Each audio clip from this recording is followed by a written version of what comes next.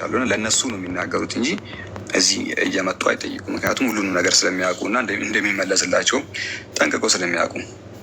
ሶ ኤኒዌይ ወደሚቀጥለው እንሄዳለን። አንድ ሁለት እንትን ብለን አንድ የገቡትን ሁለት ልጆች ጥያቄያቸውን ተቀብለን ወደ ርዕሳችን እንሄዳለን። ችግር የለውም፣ እንደዛ እናደርጋለን።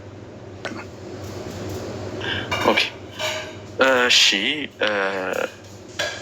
ሰላም አንዴ ክርስቲያን አልሐምዱሊላህ አሊ አንተን ስላለ ነው። እሺ በደምብ አስገቡኝ ምናምን እያለ ከስር እንትን ሲል ስለነበረ ነው። ትቀጥያለሽ። አሊ ጥያቄ አለ? አሰላሙ አለይኩም። ወአለይኩም ሰላም። ጥያቄ አለ? አዎ አለኝ። ሰላም፣ እንዴት ናችሁ? ጠይቃለ።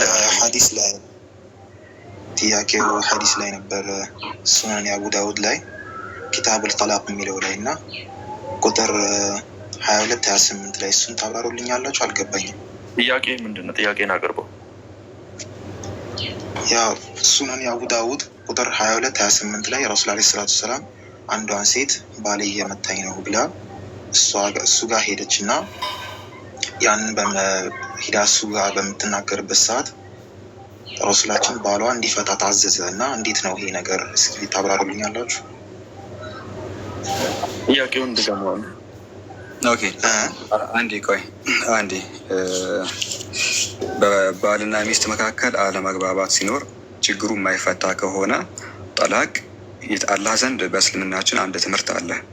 ኦኬ እሱ ምንድን ነው? ፍቺ በጣም የተጠላ ነገር ነው። ሊትራሊ ሀዲስ ላይ አለ። አላህ ዘንድ እጅግ የተጠላ ነገር ቢኖር ፍቺ ነው ይባላል። አላህ የሚጠላው ነገር የባልና ሚስትን ፍቺ ነው። ግን አንዳንድ ጊዜ ችግሮች መፍትሄ የማያገኙ ከሆነ ችግሮች ወደ አላስፈላጊ ነገር የሚሄዱ ከሆነ ያ የተጠላው ፍቺ የተፈቀደ ይሆናል። ምንም ያህል አላህ ቢጠላውም፣ ነገር ግን የመጨረሻ መፍትሄ ሆኖ ከተገኘ ኦኬ ያኔ ምንድን ነው የሚሆነው? ሙባህ ነው የሚሆነው። አንድ ሰው ፍቺ ቢፈጽም ኃጢአት አይሆንበትም እና እንደዛ ብለን እናምናለን። ሞር እዛ ላይ አንተ ጥያቄ ደግሞ ምንድን ነው አሊ ሙሐመድ? ያው እኔ ያልገባኝ ነገር ባሏ እየመታት ነበር እና ሐዲሱ የሚናገረው ያው እየመታት ነው እና እየመታኝ ነው ባሌ ብላ ረሱላችን ስትከስ፣ ከዛ ረሱላችን ደግሞ ባሏን እንዲፈታት ነው ያዘዘው። ንብረቷን ወስዶ እንዲፈታት ነበር ያዘዘው እና አልገባኝም፣ እንዴት ነው? ኦኬ እስቲ ትልቁ ላይ ፋሩቁን አድርጉና የተወሰነ እንትን እናደርጋለን። እሺ አንድ ጊዜ ይኸውና ፍቺ ይፈቀዳል ነው በእስልምናችን። ግን ከፊት ለፊት የምታየው ሀዲስ ላይ ቁጥሩን አንዴ ንገራቸው።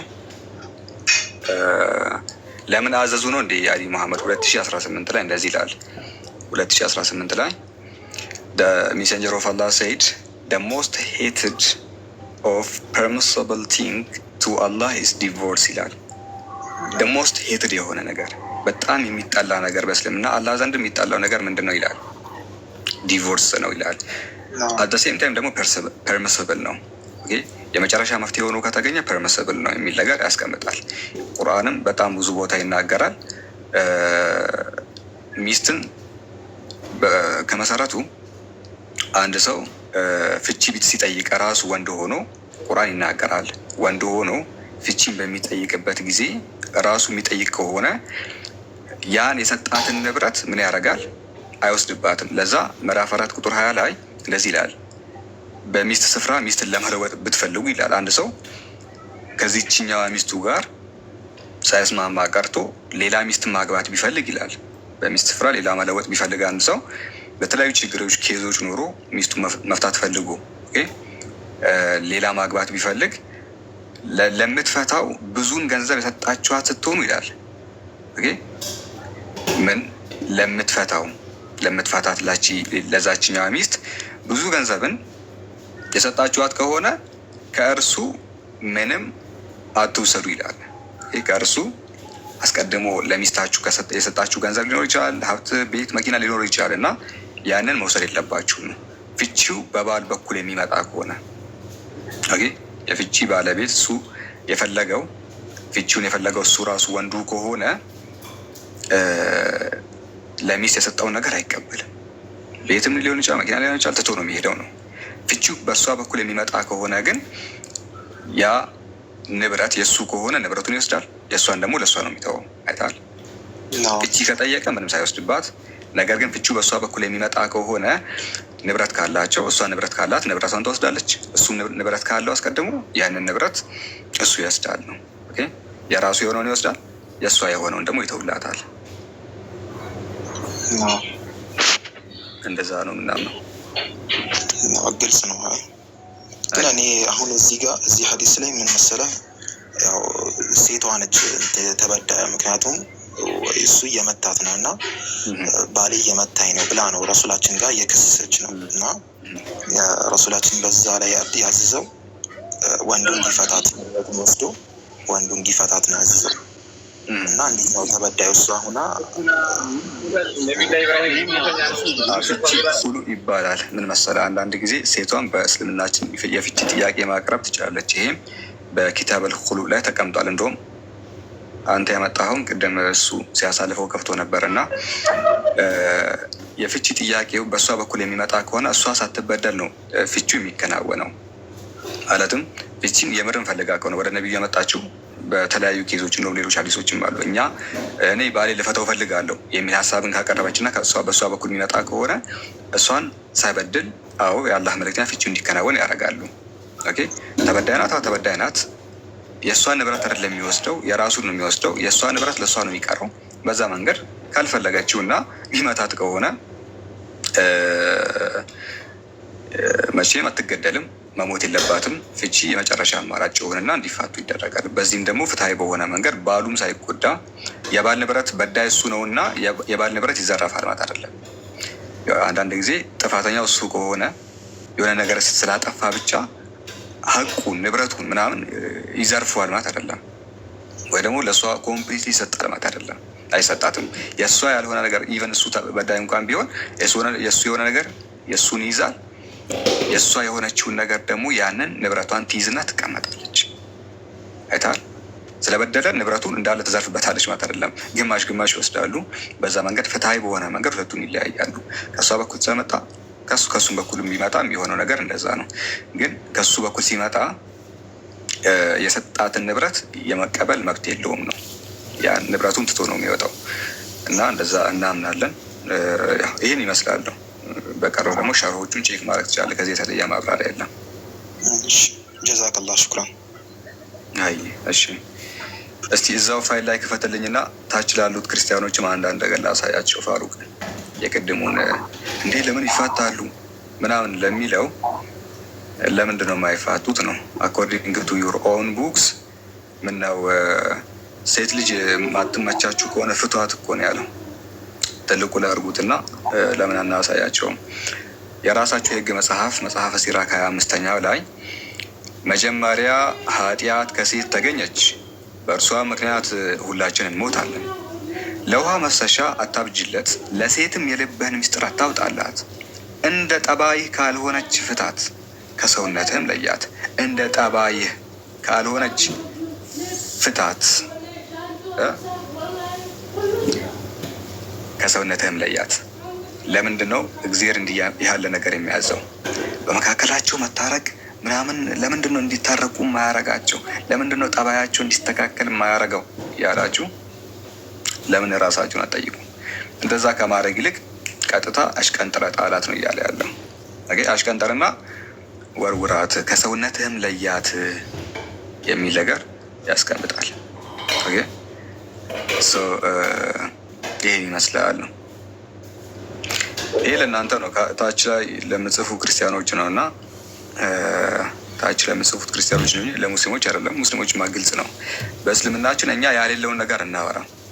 በትዳር መካከል አለመስማማት ከተገኘ አለመስማማታችሁን ይዛችሁ ቀጥሉ። እንዲህ የሚባል ነገር የለም። ከተቻለ በሽማግሌ በምን ይሞከራል ጋይስ። በእስልምናችን እንደዛ ነው። በእምነት አባቶች ይሞከራል፣ ማለትም ትዳሩ እንዲቀና። ነገር ግን መፍትሄ ሆኖ ካልተገኘ ሪያሊቲው ምንድን ነው? መለያየት ነው። እኛ እኮ እንደዛ ነው የምናምነው ጋይስ። እኛ እምነታችን ሪል ያልሆነ ነገር አያስተምርም። በክርስትና መፋታት አይቻልም ይባልና ነገር ግን እንትን ብትሄዱ ምንድነው ዳኛ ጋር ምናምን ብትሄዱ ኦፊሻል የህግ ቦታ ብትሄዱ እንዳለ የሚደረደረው ለመፋታት ህዝበ ክርስቲያኑ ነው። ህዝበ ክርስቲያኑ ለመፋታት ነው እዛ የሚቆመው። ለምን? ምክንያቱም መፍትሄው ያ ስለሆነ አይታችኋል። እስልምናችንም አላህ የሚጠላው ነገር ፍቺ ነው። የባልና ሚስት ፍቺ በጣም የተጠላ ነገር ነው። ግን በቃ መፍትሄ ካልተገኘስ ነው ነገራቶች መፍትሄ ካልተገኘ እንደዛው ጠላት ሆናችሁ ቀጥሉ ምናምን የሚባል ነገር የለም። እሷም የራሷን ህይወት ትፈልጋለች፣ እሱም የራሱን ህይወት ይፈልጋል። ይሄ ሲሆን ግን አንዱ አንዱን ሳይበድል ነው። አንዱ አንዱን ሳይበድል በዛ መንገድ ይፋታሉ ነው። ዲስ ኢዝ ሪል። በእውኑ ዓለም የሚከናወነው እውነታ ይሄ ነው። ሪያሊቲው ይሄ ነው። በቃ በዓለም አቀፍ ደረጃ ያለው ይሄ ነው። ኦኬ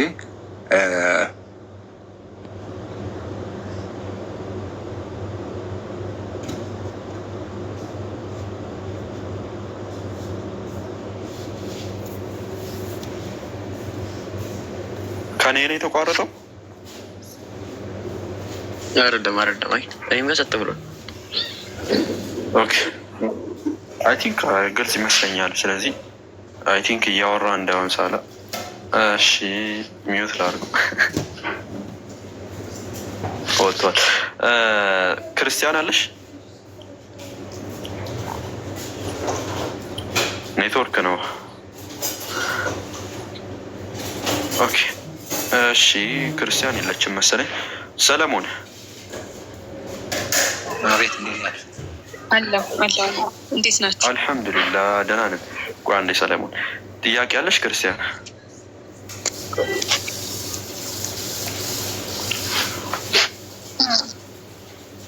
አዎ ጥያቄ ያለኝ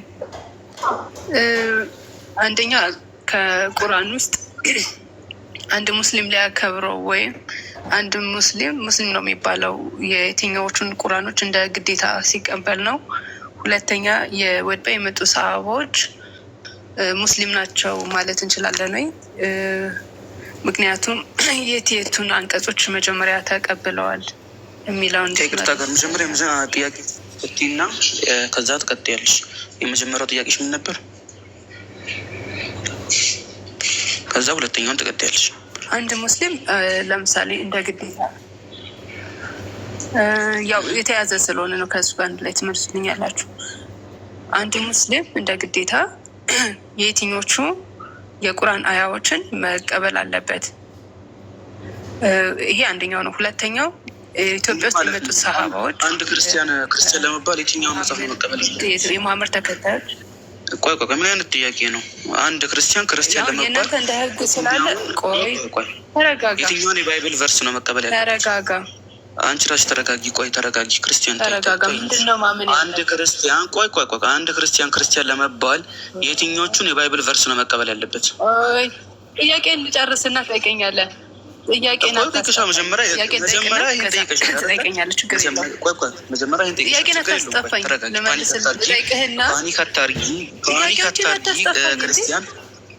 እያስጠፋሽ አይደለም። አሁን አንቺ ጥያቄሽ ምንድን ነው? አንድ ሙስሊም ለመባል ጠይቃለሁ ብለህ ስለማታውቅ የትኛውን ቨርስ ነው መቀበል ያለባቸው ብለሻል አይደለ? አንድ ሙስሊም ለመባል የትኛውን ቁርአን ቨርስ ነው መቀበል ያለባቸው ብለሻል። ፍሊፕ እናድርገውና ጥያቄውን አንድ ክርስቲያን ለመባል የትኞቹን የባይብል ቨርሶች ነው መቀበል ያለበት? መልሽልኝ። አትደንግጥ አባ፣ ተረጋግተህ ቀጥ ስርዓት ይዘሽ መልሽ። የተጠየቅሽውን መልሽ፣ ከዛ ተቀጥያለሽ። ሪከርድ አናመቻችሽም። እሺ እንደ በፊቱ አትደግሚያትም። አትደንግጥ። መልሽ። መልሽ ነት ቀጥያለሽ። ጥያቄሽ ነው።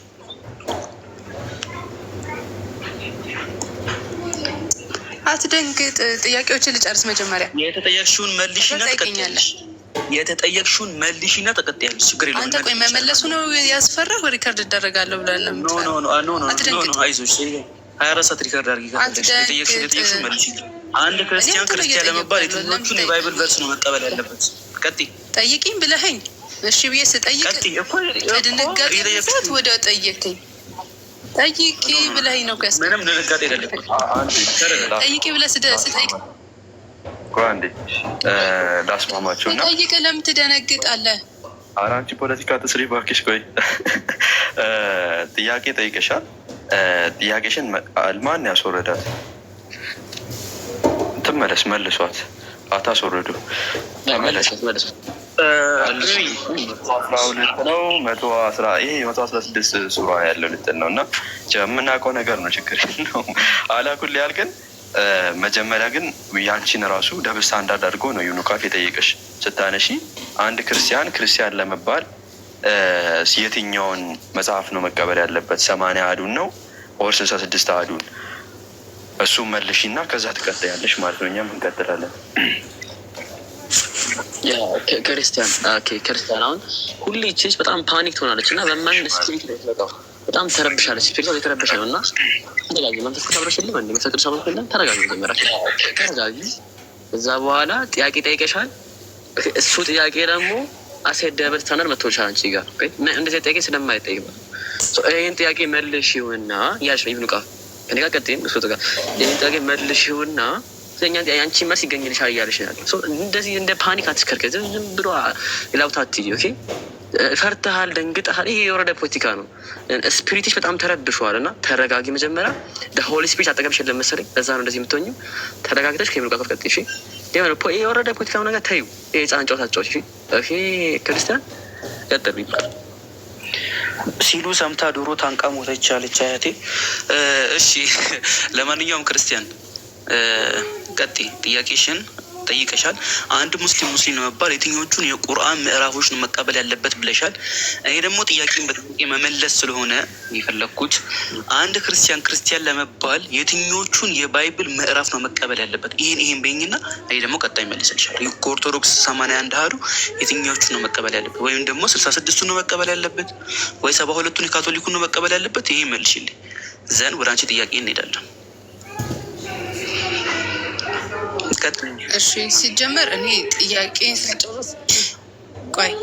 ጥያቄን ሳልጨርስ በጥያቄ ፓኒክ ያደረግሽው ምናምን ያልከኝ ራስህ ነህ። መጀመሪያ ራሳችሁ ባላችሁት ቃል እኔ መጠቀም ስጀምር ሌላ ፖለቲካ ሰራሽ ምናምን አትበል። እኔ ጥያቄ ስጠይቅህ መጀመሪያ ጥያቄ መልስልኝ። ወደ መልሱ ክርስቲያን ወደ መልሱ ራሴ የተጠቀምከውን ቃል ነው የተጠቀምኩት። ወደ መልሱ ሂጂ ከይቅርታ ጋር ወደ መልሱ አሁን ወደ ቀጥታ ወደ መልሱ ማትሄጂ እኮ ራሱ ወርድሻለሁ። እሺ ታፕታፕ ታደርጊያለሽ። ጥያቄን ልጨርስ። በጣም ጥያቄ ስጠይቅ ፓኒክ ያደረግከው ራስህ ስለሆንክ እኔ ፓኒክ አደረግሽ አልከኝ። በጣም ጎበዝ። ለእሱ አይ እኔ ፓኒክ አላረኩም አትደንግጥ ስልህ ደግሞ ፖለቲካ ሰራሽ አትበል። ተረጋጊ። አትደንግጪ። ሴት የላከው ሞት አይፈራው ነው የሚባለው። እሺ ክርስቲያን፣ ለማንኛውም አሁን ጥያቄ አንተ አትደንግጪ ስትል ልክ ነህ። እኔ አትደንግጥ ስልህ ለማንኛውም መልሺ። አንድ ክርስቲያን ለመባል የትኞቹን የባይብል ቨርስ ነው መቀበል ያለበት? ቀጥይ። አነስ ቆይ መጀመሪያ ከአንተ ጋር ላውራ። ቀጥይ። ከኔ ጋር ነው የምትቀጥይው ክርስቲያን። አንተ ዝም በል። አነስ አንድ ያናገኝ ክርስቲያን ቀጥይ።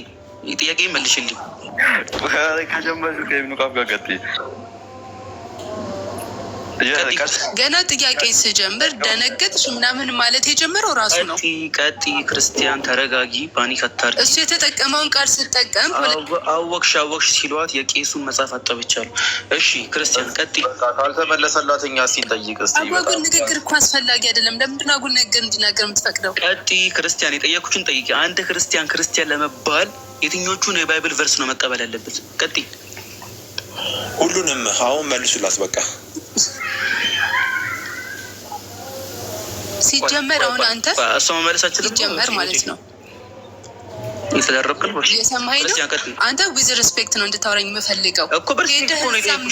የምትሳደበውን ሄደህ ትሳደባለህ። አፍን እንዳትከፍት። እኔ ክርስቲያን ሴት ተረጋጊ። እኔ ክርስቲያን ሴት ነኝ። የምትሰድበኝ ሴት አለ። ስርዓት አድርገህ ተረጋጊ። አትደንግጪ፣ አትረበሽ። ስርዓት አድርገህ ታወራኛለህ።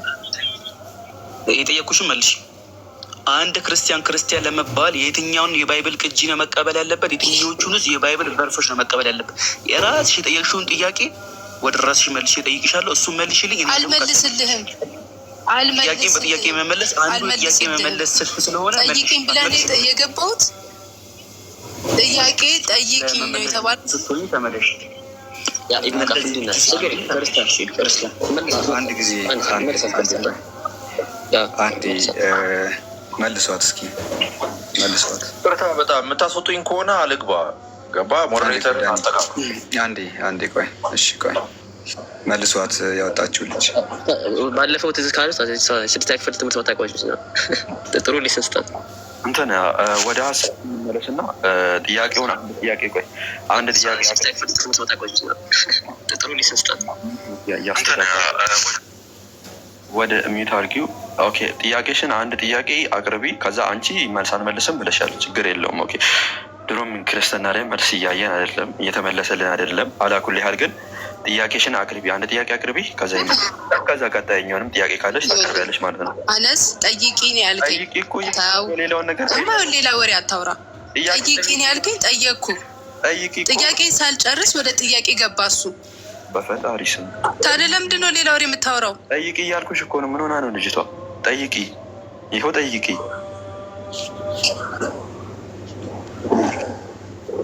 በቃ እንደዛ ነው የሚባለው። ገብቷል? ጠይቂ ያልከኝ ስጠይቅ እኔን አትጠይቀኝ፣ መመለስ ብቻ ነው። እሺ ያልኩት አንድ ሙስሊም ወይም እስልምና የሚባለው እስከ የትኛው አያ ድረስ ነው የሚፈቀድለት ወይም ደግሞ ማወቅ ያለበት?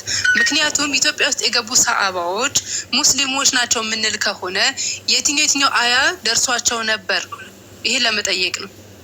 ይሰማለሁ? ኦኬ እሺ። ወደ ኢትዮጵያ የመጡ ሙስሊሞች 615 አካባቢ ያሉ ናቸው። አንድ ሰው የቁርአንን አንቀጽ የሚክድ ከሆነ የወረደውን የቁርአን አንቀጽ አልቀበልም ብሎ የሚያስተባብል ከሆነ እሱ ካፊር ይባላል። ሰሃቦች ወደ ኢትዮጵያ ሲመጡ አጠቃላይ ቁርአን በአንድ ጊዜ የወረደ አይደለም። አንድ ያላወቅሽው ነገር ምንድነው? ወገናችን ክርስቲያን እስልምናን ቴዎሎጂ አለማወቅ ኃጢአት አይደለም፣ ግን ቁርአን በሚወርድበት ጊዜ ምናልባት አእምሮች ላይ የሆነ መጽሐፍ ከሰማይ እንደዚህ ዱብ፣ ልክ አሁን እጃችን ላይ ቁርአኖች አሉ አይደለ? ቁርአን አለን። እንደዛ አይነት አንድ መጽሐፍ ከሰማይ አልወረደም። ከመጀመሪያው እስከ መጨረሻው ያለ ቁርአን እንደዚህ አልወረደም። እሺ፣ የመጀመሪያው ፖይንት ልታቂ የሚገባው እሱ ነው። ታዲያ እኛ የምናምነው ምንድን ነው? ቁርአን በ23 ዓመታት ውስጥ ቀስ በቀስ የወረደ ነው። ከ610 ጀምሮ እስከ 632 ድረስ ነቢያችን እስኪሞቱበት ጊዜ የቁርአን አናቅጾች ሲወርዱ ነበረ። አይቻል ሰሃቦች አኮርዲንግ ቱ ሂስትሪ ወደ ኢትዮጵያ ሲመጡ 615 አካባቢ ነበረ። ያን የወረዱ የቁርአን አንቀጾች አሉ? አዎ አሉ። አጠቃላይ ቁርአን አልወረደም። በዚያ ጊዜ የወረዱ አንቀጾችን ሰሃቦች ያምኑ ነበረ።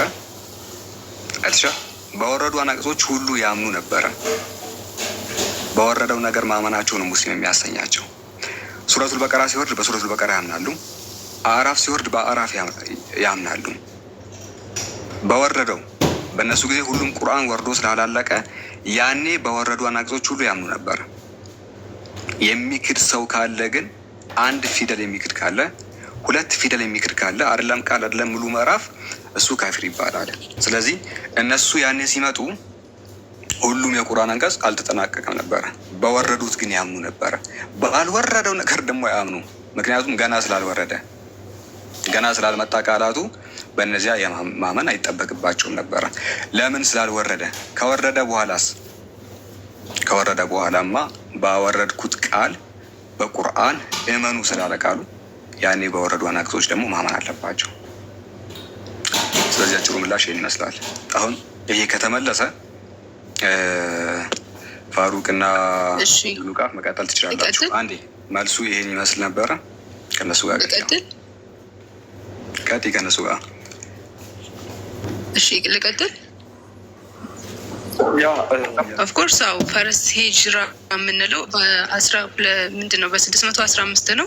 ከዛ በኋላ ሰከንድ ሂጅራ 622 ነው። እኔ እሱን አልካድኩም። እኔ እያልኩ ያለሁት በእነሱ ዘመን ወይም በእነሱ ሰዓት ወደ 10 የሚሆኑ እንትኖች አያዎች ብቻ ነበሩ የወረዱት። እሱን ብቻ በመቀበል እስልምናን ሙስሊሞች ናቸው መባል ይቻላል? ይቻላል። ሌላው ስላልወረደ፣ ሌላ ቢወርድ ኖሮ በዚያኛውም በሚወርደው ማመን አለባቸው። አሁን ሁሉም የቁርአን አንቀጽ ወርዱ። ኦኬ። ስለዚህ እኔ አሁን ለምሳሌ 10ዎቹን ብቻ ብቀበል ከዛን ሌሎቹን ባልቀበል ሙስሊም እባላለሁ? ካፊር ነው የምትባዩ፣ ከፍረሻል ነው የሚባለው። ለምን? እጅሽ ላይ 30 ጁዝ ቁርአን አለ አይደል? እሺ፣ አለ አይደል? ለምሳሌ አለ የለም? እሺ፣ ቤዚክሊ አሁን ለምሳሌ አንድ ሙስሊም ማለት ካለበት አንዱ አልኒሳ 4 ላይ ወገናችን ቆይ እጅሽ ላይ 30 ጁዝ ቁርአን አለ? እየጠየኩ እኮ ነው። እጅሽ ላይ 30 ጁዝ ምን እንደሆነ ስለማታውቂ፣ እሺ ቆይ ጁዝ ማለት እሺ ቆይ እንደዚህ ላስረዳሽ። ከመጀመሪያው እስከ መጨረሻው ከሱረቱል ፋቲሃ እስከ ሱረቱን ናስ እጅሽ ላይ አለ የለም?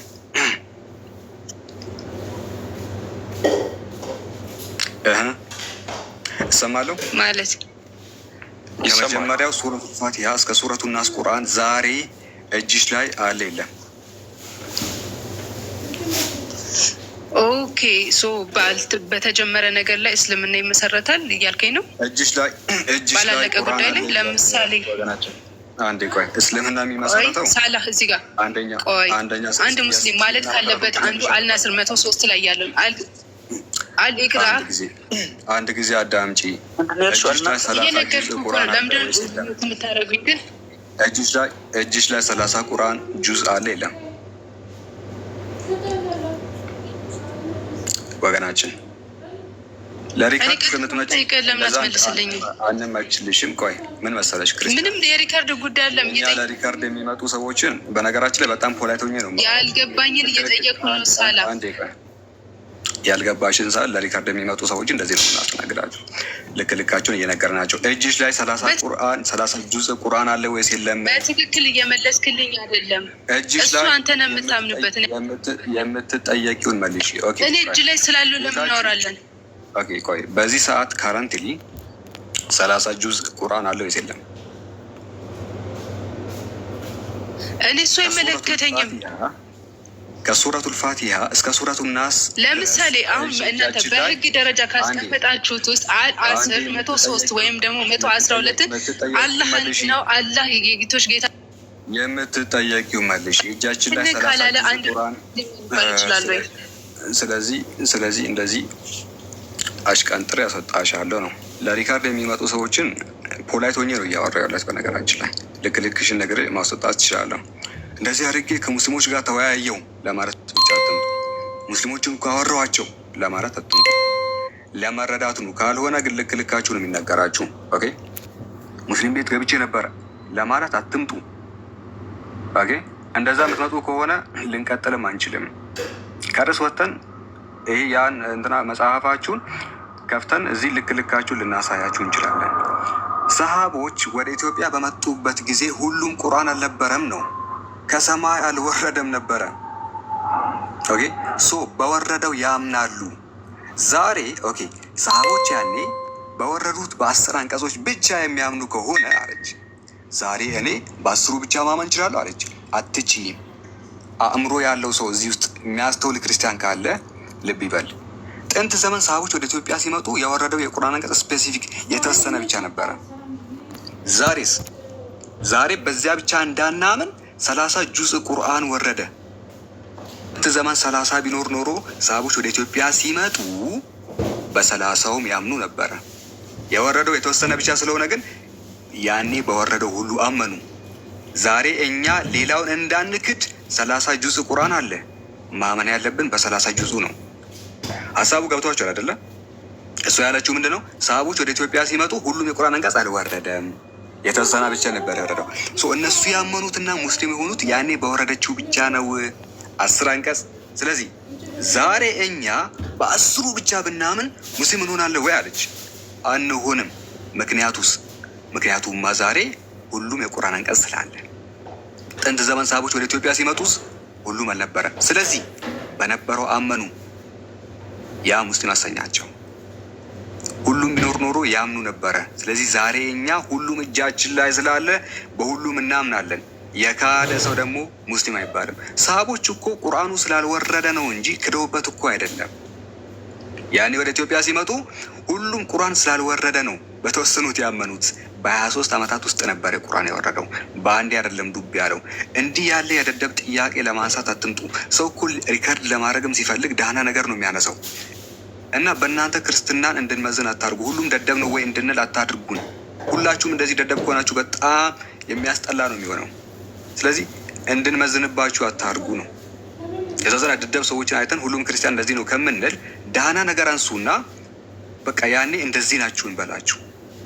ሁላችሁም ደደብ ከሆናችሁ ከባድ ነው የሚሆነው። ግን አንዳንድ አስተዋዮች ካላችሁ ግቡና ልናወራ እንችላለን። ኦኬ ሀሳባችሁ መቀጠል ትችላላችሁ ነው። እንደዚህ ልክ ልካችሁ እንዲነገራችሁን ባታረጉም ደግሞ እኛ ደስ ይለናል። ኦኬ ይህን ይመስላል። እሺ ቀጥሉ። ፋሩቅ ሌሎቻችሁ ኮሜንት አትዝጉ። ኦኬ እንትን ያለ ሰው ካለ ሚዩት አድርጉት። ወደ ቀጣይ እንለፍና አይ ቲንክ ርዕስ ይዘን ብናወራ የተሻለ ይመስለኛል። ሳላ ጥያቄ ምናምን ካለ ልጠይቃቸው ትችላለህ። እዚህ ጋር ያለ በርዕሳችሁ በርዕስ መቀጠል ይቻላል። አንድ ጥያቄ ነበረኝ እኔ ርዕሱን ከመራሽ በፊት አነስ ሱረቱ አናስር ታውቃላችሁ? ሱረቱ አናስር የሚያውቅ ሰው አለ? ናስር ይላሉ ነው እንዴ? አልሰማሁም። እንደዛ እንደ ያለችው አናስር ብላ ደግሞ እኮ ያብራራችው የቁርአን አያ ራሱ አላህ አንድ ነው ኢኽላስ ለማለት ፈልጋ ነው። አይ ቲንክ ምናልባትም ደግሞ ናስር ለማለት ከሆነ እኔ እንጃ። ሱረቱ አናስር ስትል ነበርና ጁዝ ራሱ ምን እንደሆነ አታውቅም። ባይዘው ልጅቷ የተሰጣትን አጥራ ነው ይዛ ለጥያቄ ተመሳሳዩን ጥያቄ በነገራችን ላይ መጠየቅ ይቻላል። የመጀመሪያው የወንጌል ጸሐፊ ማርቆስ ነው። ማርቆስ በጻፈበት ጊዜ ማቴዎስ አልነበረም እና በማርቆስ ያመኑ ሰዎች ማቴዎስ እስኪጽፍበት ድረስ ክርስቲያን ይባሉ ነበረ ወይ? ምክንያቱም ገና ማቴዎስ ስላልጻፈው እና ዛሬ እኔ በማቴዎስ ባላምን ክርስቲያን እባላለሁ ወይ ብሎ መጠየቅ ነው። የመጀመሪያ ወንጌል የጻፈው ማርቆስ ነው። ከዛ በኋላ የመጨረሻው ደግሞ ዮሐንስ ነው። ያታቸዋል። በማርቆስ ያመኑ ክርስቲያኖች ክርስቲያን ይባላሉ አይባሉም ነው? ይባላሉ። ታዲያ ያን ዮሐንስ ወንጌሉን እስኪጽፍበት ድረስ ሰዎች ክርስቲያን ከተባሉ አንድ ሰው በማቴዎስ ማመን የለበትም። ለምን? በነበረው ስለሚያምን። እንደዚህ አይነት የጅል ጥያቄ ልክ እንዳልሆነ በነገራችን ላይ ትንሽ ሎጂክ የተማረ ክርስቲያን ካለ ሊረዳ ይችላል። ትንሽ ብቻ የሚያስተውል ክርስቲያን ካለ ሁሉም ወንጌል በአንድ ቀን አይደለም የተጻፈው። በጣም እየቆየ ነበር የሚጻፈው። አይታችኋል። መጀመሪያ ማርቆስ ተጻፈ፣ በማርቆስ አመኑ። ዮሐንስ ያን ያልተጻፈም። ዮሐንስ የተጻፈው 95ኛው ኤዲ ላይ ነበረ። እሱ እስኪጻፍበት ድረስ የነበሩ ክርስቲያኖች ክርስቲያን ይባላሉ ወይ ነው ጥያቄ ነው። አይታችኋል። ልክ እንዳልሆነ እኮ ሁሉም ያውቃል፣ ግን እንዴ ዝም ብለው እንትን ለማድረግ ያህል ነው። እሺ ጥያቄ ነው የምንቀበለው ወይስ አርጊመንት ነው የምናነሳው? አነስ አርጊመንት አንስተን እነሱም ይጠይቃሉ በተራው። አንድ ጥያቄ እንጠይቅና እዚህ ጋር ክርስቲያን ካለ ዳኒ ክርስቲያን ነህ? አዎ ክርስቲያን ነኝ። ያ ኦርቶዶክስ ነው? አይደለሁም። ምንድን ነህ? ወንጌል አማኝ ነኝ፣ ፕሮቴስታንት። ኦኬ አይ ቲንክ ቸርች ፋዘሮች ትቀበላለህ አይደል? እስከ 300ኛ ዓመተ ምህረት ያሉትን እቀበላለሁ። ከዛ በኋላ አልቀበልም። እነ ጆን ክሪሶስቶምን አትቀበልም? አልቀበልም። ኦኬ እስከ 3ኛ ክፍለ ዘመን ያሉትን እቀበላለሁ ብለሃል። ኦኬ ቅዱስ ዩስጦስ ሰማዕቱ የምትቀበለው ከሆነ ቅዱስ ዩስጦስ ሰማዕቱ እንዲህ የሚል ቃል በማለት ከመጽሐፈ እዝራ ይጠቅሳል እና ይህን ቅዱስ ዩስጦስ ሰማዕቱ የጠቀሰውን ከመጽሐፈ እዝራ ላይ እንድትሰጠን እንፈልጋለን። አሁን ካለ ማለት ነው መጽሐፈ እዝራ ላይ። አልቀበለውም አልኩህ ቅድም፣ አልሰማኝም። ጀስቲን ስትያ ክፍለ ዘመን ላይ ኖረ አባት ነው። ያው አስተምሮቱን ጀስት መጽሐፍ ቅዱሳዊ የሆነ እንትን ጠይቀኝ። እኔ ብዙም ስለ ቸርች ፋዘር የማይጠቅም ምን አልክ? አሁን ከ3ኛ ክፍለ ዘመን በፊት የነበሩትን እቀበላለሁ አልክ። ኦኬ ጆን ክሪሶስቶምን ሳመጣልህ አልቀበልም አልክ። ኦኬ ተስማማል። መመለስ የምትፈልገው የነበረ አባት ነው። ሰከንድ ሴንቸሪ የነበረ አባት ነው። መጽሐፈ እዝራ ላይ እንዲህ የሚል ቃል አለ ይላል። አባቶች ይጠቅሳሉ። እዝራ ላይ እንዲህ የሚል ቃል አለ። ይህን ቃል አሳየን። እኔ ደግሞ መልሴ ምንድን ነው? የቸርች ፋዘር አስተምሮት ላይ ስለ ፎከስ አለ ማድረገው ባይብል ላይ ነው። ባይብሊካሊ የሆነ ጥያቄ ጠይቀኝ እመልስልሃለሁ። እሺ አባትየው ዩስጢኖስ ሰማዕት ተሳስቷል። እኔ ብዙም አላተኩርም ቸርች ፋዘሮች አስተምሮት ላይ፣ ባይብል ይበቃኛል። ችግር የለም። ወደ ባይብል እንለፍ። መጽሐፍ ከንትን ቸርች ፋዘር የማትቀበል ከሆነ ወደ ባይብል እንለፍ እና እንደውም አለ ያን ፋይል ክፈት እስኪ አንዴ። ቅድም የከፈትከውን የባይብል መበረዝ የሚለውን ክፈትና ከራሱ ከማቴዎስ ወንጌል ጠይቃለሁ። የባይብል እሱ ስለሆነ አንዴ ክፈተው። ዘካርያስ ላይ የጠቀሰው ማለት ነው። በደንብ ጥያቄውን ስማና ከዛ በኋላ ግልጽም ነው። በደንብ መስዋዕትም ሳይጠበቅብህ እቺን ኮፒ ሊንክ የሚለውን አጥፈው። በቃ አሪፍ ኮፒ ሊንክ ስላለ አሪፍ የለም፣ ግን እስቲ ኮፒ ሊንክ አድርጉ ጋይስ። በደንብ ጽሁፍ እንዲታየን ሼር ኮፒ ሊንክ የሚለውን ሰርዘው ወደ አድርገው። ይሄ ሳይሆን ኦኬ እሺ ጥሩ። ሂዳውን እዛ ጋ እየተገመጡ ነው። ወደ ታች ውረድ፣ ወደ ታች አሁንም እስቲ ሂድ እስቲ አባቶች ጋር አይደለም። እስቲ ይሄኛውን እንደዚህ ይላል የማቴዎስ ወንጌል ምዕራፍ 27 ቁጥር 9 ላይ ዳኒ በደንብ ስማ። የማቴዎስ ወንጌል ምዕራፍ 27 ቁጥር 9 ላይ እንደዚህ ይላል በዚያን ጊዜ በነቢዩ በኤርሚያስ የተባለው ከእስራኤል ልጆችም አንዳንዶቹ የተገመተውን ዋጋ 30 ብር ያዙ፣ ጌታም እንዳዘዘኝ ስለ ሸክላ ሰሪ መሬት ሰጡት የሚል ተፈጸመ ይላል። በነቢዩ በማን የተባለው ዳኒ? ኤርሚያስ ነው የሚለው ግን ዘካርያስ ነው የሚናገረው። ይህ ጥያቄ የዛሬ 10 ዓመት ተጠይቆ ተመልሷል። እስቲ ከኤርሚያስ አሳየኝ። ዘካርያስ አልኩ እኮ አልሰማኝ። እዛ ጋር ኤርሚያስ ነው የሚለው። እኔ አማርኛችን የዛሬ 10 ዓመት ተጠይቆ ይሄ መልስ ተመልሷል። የዛሬ 10 ዓመት መጠየቅ እኮ አይደለም፣ 100 ዓመትም ቢጠየቅ በነቢዩ በኤርሚያስ ነው የሚለው፣ ዘካርያስ አይደለም የሚለው። ወይስ እኔ ጋር ነው ዘካርያስ የሚል ያሌለው? አንተ ጋር ዘካርያስ ላይ ነው የተነገረው። የጽህፈት ስህተት ሊሆን ይችላል። እዚህ ጋር በኤርሚያስ ነው የሚለው። ለምን መጽሐፍ ቅዱስ ተሳሳተ ነው? አዎ እኮ የጽሁፍ ስህተት ሊሆን ይችላል አልኩ እኮ። የተነገረው ኤርሚያስ ማለት ስህተት ነው። የትም እስቲ የትኛው እትም ነው ልክ? አሳየኛ። እንደዛ ከሆነ ልክ የሆነውን እትም አሳየኝ እኮ። ያ ነገር ተመልሶለታል አልኩ። ከዛ ውጭ ለምንም መልስ አንመልስልም። ዘካርያስ ላይ ነው ያለው። ዘካርያስ ላይ ስህተት ላልከው እስቲ በኤርሚያስ የተባለው መጽሐፍ ቅዱስ ላይ የተጻፈው ስህተት ነው። በዘካርያስ ላይ ነው ማለት ያለባቸው። ማቴዎስ እንደዛ አይደለም ያለው። ማቴዎስ በኤርሚያስ ነው ያለው። ማቴዎስ ያው ኦሪጂናል እንትኑን ማየት አለብኝ። ያው በዚህ መልክ ነው። እስቲ እንደዛ ብሎ መጽሐፍ እያንዳንዱ ኮፒ ላይ ያለው ኤርሚያስ ነው እንጂ ዘካርያስ አይደለም። ዘካርያስ የሚለው አሳየኝ። የለም ዘካርያስ የሚለው ሁሉም ኤርሚያስ ነው የሚለው እኮ። ኤርሚያስ ነው የሚለው ግን ዘካርያስ ሄዶ የምታገኘው ይሄንን ማን የተሳሳተው ነው? እዚህ ከመጽሐፍ ቅዱስ ነው የተሳሳተው ወይስ አንተ? አላውቅም። አንተ የተሳሳትከው መጽሐፍ ቅዱስ አይደለም። አላውቅም። ያው ትክክለኛው ዘካርያስ ላይ አለ አይደለ? ይሄንን ታምናለህ? ስለዚህ ትክክለኛው እሱ ከሆነ ደግሞ ማቴዎስ ተሳስተዋል። አንተ ልክ ነህ። ዳኒ ልክ ነው። ማቴዎስ ተሳስተዋል። እሺ ይሄ ነው እኔ መልሴ። እንግዲህ ዘካርያስ ላይ ነው የሚገኘው ያ ጥቅስ። ሁለታችሁ አንዳችሁ ግን ልክ አይደላችሁ። ምን ታውቃለህ አይደለ? አዎ ለእኔ ያው ተምሬበታለሁ። ዘካርያስ ላይ እንዳለ ስለማመን ያው ለእኔ አንተ ልክ ከሆንክ ማቴዎስ ልክ አይደለም። ቴንክ ዩ ልክ እኮ አንተ ልክ ከሆንክ ማቴዎስ ተሳስተዋል። ማቴዎስ ማቴዎስ ጋታ ያለው እንትን ላይ ምንድን ነው እትም ላይ ስህተት አለው ብዬ አምናለሁ። እትም ሲባል አንዱ ሲታተም ነው። ስለዚህ ዘካርያስ ብሎ ያስቀመጠውን እትም አሳየኛ። ለዛ ከሆነ እሱ ያው እሱን በደንብ ማየት አለብኝ። ስለዚህ ተሳስቷል። ባይዘ ልክ ነህ። ጥቅሱ ያለው ዘካርያስ ላይ ነው። ከታች በኩል ኮሜንተሪን ብታይ ይህን ጥቅስ የምናገኘው ዘካርያስ ላይ ነው። ስለዚህ እንደውም ጆን ካልቪን የምትቀበል ከሆነ ጆን ካልቪን ምንድን ያለው ግልጽ ነው። ይሄ ሚስቴክ ነው፣ ስህተት ነው አለ። ኢንስቲድ ኦፍ ዘካርያ ማለት ያለበት ነው ኤርሚያስ ያለው። ይህንን እንደ ሚስቴክ ነው የምንወስደው አለ። ስለዚህ መጽሐፍ ቅዱስ ውስጥ ሚስቴክ አለ፣ የትም ስህተት ሊኖረው ይችላል። ስለዚህ ያው እሱ እንዳለው ሚስቴክ የሚባለው እንትኑ ሲኖር ነው። ይሄ ያልተሳሳተው ሲኖር ነው። ያልተሳሳተው ደግሞ የለማ። ስለዚህ የመጽሐፍ ቅዱስ ስህተት ነው የሚባለው። ኦኬ ይሄ ያው ግልጽ ነው። ኮሜንታተሪውም እንደዛ ብሎ ዘግቦታል። ስለዚህ ያው በመለስኩበት መልስ መሰረት ያው መልሱ መልሻለሁ። ኦኬ ማቴዎስ ደግሞ መጽሐፍ ቅዱሱ እዚህ ጋር ተሳስቷል ማለት የነበረበት ዘካርያስ ነበረ። ኤርሚያስ ማለቱ ስህተት ነው። ከዚህ የተለየ መልስ ያለው ክርስቲያን ካለ ዮሴፍ፣ አንተ እንዴት ነው የተማርከው? ኔታሪ አለ።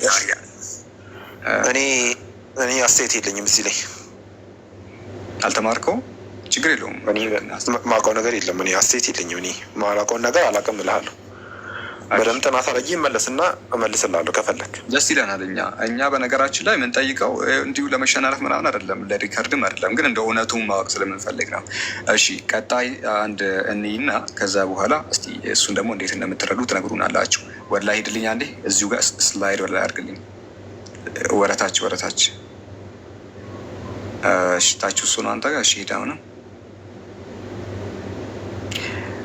እዚህ ጋርም። እሺ ዳኒ ኤፌሶን ምዕራፍ 4 ቁጥር 8 ላይ ምን ይላል መሰለ ጳውሎስ? ስለዚህ ወደ ላይ በወጣ ጊዜ ምርኮን ማረከ፣ ለሰዎችም ስጦታን ሰጠ ይላል አለ። ይላል ብሎ የጠቀሰው የትኛውን ጥቅስ እንደሆነ ታውቃለህ ዳኒ? መዝሙር ዳዊት ያለ ጥቅስ እንደሆነ መዝሙረ ዳዊት ምዕራፍ 68 ላይ ነው። እዛ ኮሜንተሪ ላይ ኤክስፖዚተርስ ግሪክ ኒው ቴስታመንት ላይ ዲስ ኮቴሽን ይሄ ኮቴሽን ኢስ ናውን ኦብቪየስሊ ፎሎስ ኦብቪየስሊ ቴክን ፍሮም ሳም ከሳም ነው የተወሰደው ምዕራፍ 68 ቁጥር 18 ላይ ይሄ ኮቴሽን ከመዝሙረ ዳዊት ምዕራፍ 68 ቁጥር 18 ላይ ተወሰደ። ስለዚህ ወደ ላይ በወጣ ጊዜ ምርኮን ማረከ ለሰዎችም ስጦታን ሰጠ ይላል እና ግን መዝሙረ ዳዊት ላይ እንደዚህ አይደለም ያለው። ወደታች ውረድልኝ፣ ወደታች መዝሙረ ዳዊት እንደዚህ ስጦታን ሰጠ አይደለም ያለው። ይሄው እንደዚህ ነው የሚለው ራሱ የጠቀሰው መዝሙረ ዳዊት 68 የትኛውን ባይብል እንዳመጣው አላውቅም እንጂ የኔ መጽሐፍ ላይ ስጦታን ሰጠ የሚባል ጥቅስ የለም። ኤፌሶን ላይ ምርኮን ተቀበለ ነው። ስድስቱ መጽሐፍ ያስኩት ላይ እንደዛ አይልም። ስጦታን ሰጠ አይልም። መዝሙር ዳዊት እንዳለው ነው። እንግሊሹን ክፈትልኝ እስኪ። አይ ራሱን 66ቱን ይክፈተውና እዚሁ ላይ ስክሪኑ ላይ ያሳያል። እንግሊሹን ክፈትልኝ። እንግሊሹን አዲሱ መደበኛ ትርጉምን 97ቱን እስቲ ጥግ ላይ አድርግልኝ። 1954 ትርጉም ይክፈተውና ያሳያል። እንግሊሹን ቼክ አድርግልኝ። እንግሊሹን ሃርድ ኮፒ አለ ከፈለጋችሁ ከፍታለሁ። ኧረ እስቲ ክፈተው። እንግሊሹ ምንድን ነው የሚለው? ጊቭ አይደለም የሚለው? እዛው ጋር እኮ አለ። አናስ ሌላ ቦታ ለምን ትሄዳለህ? ተመለስ፣ እዛው ጋር ተመለስ። እንዴ እንግሊሹ እዛው አለ አይደል እንዴ? የወረድ ብለህ ስታይ አሁንም እዚህ ጋር የለም እንዴ? እስቲ አንዴ ውረድ፣ አንዴ ውረድ። ቴንኪዩ። ያው እኔ አማርኛ ነው የማነበው መጽሐፉን። የኤፌሶ ምዕራፍ ላይ ምርኮን ተቀበልክ ነው እንጂ የሚለው 54ቱ ተስተካክሏል። ኮንፈርምስ ስቴትመንት ጋድ ጊፍትስ ቱ ፒፕል አምላክ ለሰዎች ጊፍት ሰጠ። ጊቭስ ጊፍት ቱ ፒፕል አምላክ ለሰዎች ጊፍት ሰጠው ይላል። እንግሊሹን ብትመለከት ኢብኑ ካፍ እስኪ አንተ ትልቁ ላይ እስቲ በደንብ ድብዝዝ ይላል። ይህን እንኳን ማለት እስቲ አንተ አንብበው አንተ ጋር ያለው ወደ ላይ በወጣ ጊዜ ይኸው ወደ ላይ በወጣ ጊዜ ምርኮን ማረከ ለሰዎችም ስጦታን ሰጠ። ይታያል በደንብ አሳየኝ። እትሙን አሳየኝ። እሺ አሳየው።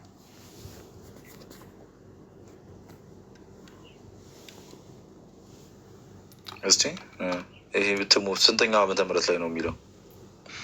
እስቲ የተስተካከለው ነው። የ54ቱ እኮ የቆየ ቨርዥን ነው በነገራችን። እኔ የቆየውን ቨርዥን ነው ያዝኩት። እንደዛ አይልም። ትክክል ነው። 54ቱ ጥሩ ይላል። 54ቱ ልክማ አይደለም። ይሄ የራሱ የመጽሐፍ ቅዱስ ማህበር ያሳተመው መጽሐፍ ቅዱስ ነው። እስቲ መግቢያ ላይ ያሳየው። ይሄ አዲሱ መደበኛ ትርጉም ነው። እሱ አሁን ኢብኑ የከፈተው አዲሱ መደበኛ የፕሮቴስታንት ነው አይደለ? ይሄ አላውቅም። እኔ 1954 ነው የምቀበለው። የምትቀበለው እሱን የፕሮቴስታንቱን አትቀበልም። አዲሱ መደበኛ ትርጉምን እኔ በጅምላ የሆነ ማህበር ስለተቀበለ ግዴታ የመቀበል ግዴታ የለብኝም። እኔ አንድ ማምነው ነገር ምንድን ነው፣ እንደዛ ከሆነ እንደዚህ እናድርጋ። ከምንድን የተረጎማችሁት? በቃ 1954 ትርጉሙን ጠይቀኝ። 1954 ትርጉሙ መዝሙር ዳዊት ላይ እንዳለው ነው የተናገረው። ከምን ተረጎማችሁት? አላውቅም። እነሱን ጠይቃቸው። እኔ ማህበር ውስጥ የለውም። ከየትነት ተረጎመ መታቅ እኔ ምን አገባኝ? እኔ ስለ ማህበር ነው ስለ ክርስትና ነው የምማረው። እኔ ስለ መጽሐፍ ቅዱስ ብቻ ነው። አሁን 54ቱ የምትሟገትለት መጽሐፍ ቅዱስ ልክ መሆኑ ጃንሆይ አተሞን ብቻ ነው የምቀበለው። ትክክል ጃንሆይ እኔ በጅምላ አሁን እኔ አዩ ጩፋ ስለተከረባበተን የመከረባበት የለብኝም። ተረዳኝ። እንደዛ ሳይሆን ይሄ 54ቱ ራሱ ልክ መሆኑን እንዴት እናውቃለን ነው? ልክ መሆኑን የምናውቅበት ምክንያት ለምንድን ነው? ጃንሆይ በ1954 የግሪክ ሊቆችን አምጥቶ ቃል በቃል አልተረጎመም። ቃል በቃል አልተረጎመም። አይ ቃል በቃል ስለተረጎመማ ትክክል ነው አልኩ እኮ አሳየው እኮ። ልክ አልተተረጎመም። ዝም ብሎ የተረጎሙት እንዳገኙት። ለምሳሌ ዝም ብሎ እንደሚተረጉሙ ላሳይ። 54ቱን ማርቆስ 19:8 አንብብልኝ። ግበትለት አንተ አንብብልኝ። አንተ 54ቱን እጅ ላይ መጽሐፍ የለኝም። 1954 ትርጉሙን አንብበው አንተ ስለሆንክ የምታምጠው ሙግቱን። አንዳችሁ ክፈቱ፣ ችግር የለውም።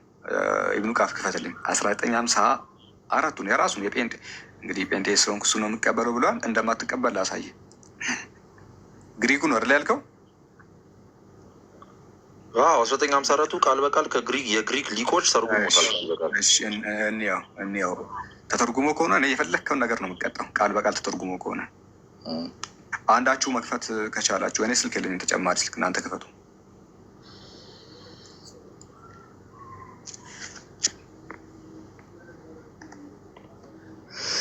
ቃል በቃል አይደለም ሽታውን እንኳን አላገኘውም ነው የምልህ። እሺ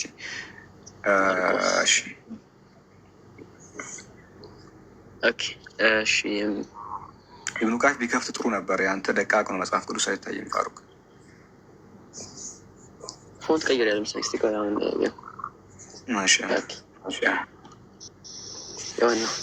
እሺ ምንም አይልም። የተወሰነ ይታያል። ማርቆስ 16:8 ይኸው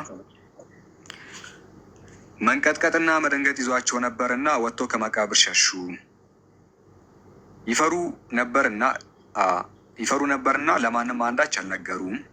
እነርሱም ያዘዛቸውን ሁሉ ለጴጥሮስና ከእርሱ ጋር ላሉት በአጭሩ ተናገሩ። 4 ነጥብ ተናገሩ። 4 ነጥብ አስተውለውን። ከዚህም በኋላ ኢየሱስ ራሱ ለዘላለም ድህነት የሆነውን የማይለወጠውን ቅዱስ ወንጌል ከፀሐይ መውጫ እስከ መጥለቂያው ድረስ በእጃቸው ላከው ይላል። ተናገሩ ካለ በኋላ 4 ነጥብ አለች። በእጃቸው ላከው እስከሚል 4 ነጥብ ድረስ። ከዚህም በኋላ ኢየሱስ ራሱ የማይለወጠውን ቅዱስ ወንጌል ከፀሐይ መውጫ እስከ መጥለቂያው ድረስ በእጃቸው ላከው የሚለውን ከግሪኩ ታሳያለህ ዳኒ? አንተ ለማሳየት ያለብህ ባይብል ሀብን ዲክሽነሪ እንዳታመጣ። ባይብል ሀብ ይሄ ነው ችግሩ። ባይብል ሀብ ዲክሽነሪ ነው፣ የክርስቲያን ሶርስ አይደለም። መጽሐፉ ልክፈት፣ ያኛው መጽሐፍ ክፈቱ፣ ችግር የለውም። እንትኑን ልክፈትልህ። ባይብል ሀብን አፈልገው ችግር የለውም አለ፣ ችግር የለውም። አረ ምንም እንዳታስብ፣ ያኛውም ይከፈትልሃል። ተናገሩ ብሎ ነው የሚያቆመው። ባይዘይ ኦኬ፣ የእንትኑን ክፈቱ። ባይብል ልስጣችሁ እኔ እዚህ ጋር። እስቲ ግሪኩን ያዘው አንዳችሁ፣ ትራንስሌት እናደርግና እናያለን። አንድ ሽታውን አታገኝም። ባይዘይ ደግሞ እኔ ልስጣችሁ። ቆይ አንዴ ጠብቁኝና ባይብሉን ላምጣላችሁ። ወይ ግሪኩን የያዘው አንዳችሁ ግሪክ ባይብል ብላችሁ ሰርች አድርጉና አውጡ። የራሱ የመጽሐፍ ቅዱስ ኤናይታል ባይብል ሀብ አይደለም፣ ኢንተርሊኒየር ነው። ትቀበለዋለህ? ግሪኩን ተመልክቼው አላውቅም። ያው እንደ እውቀት ወስጀው ኢንተርሊኒየር ማለት አሁን እናንተ ግሪክ ኢንፍሉዌንት አይደለንም ታውቃለህ። ፍሉዌንት ስላልሆንን ቃል በቃል ነው የምናየው። አንተ ሁለታችንም እንግሊሽ ቢያንስ እንችላለን። ማርቆስ 16:8 ጋር ሂድ። 4 ነጥቡ ጋር ያቆምና 5ቷን መስማር ግሪኩ ላይ እናገኝ። 16:8 ባይብልን ወደዛ አድርገ ነው ማለት ነው። ይሄው መጨረሻው ዜይ ዌር አፍሬድ ፎር ይላል። እዚህ ጋር ና መጨረሻው ይሄ ነው። ይኸውልህ መጨረሻው እዚህ ጋር ነው ያለው። ዜይ ዌር አፍሬድ ፎር፣ ፈርተው ነበረ ለማንም አልተናገሩም አለ።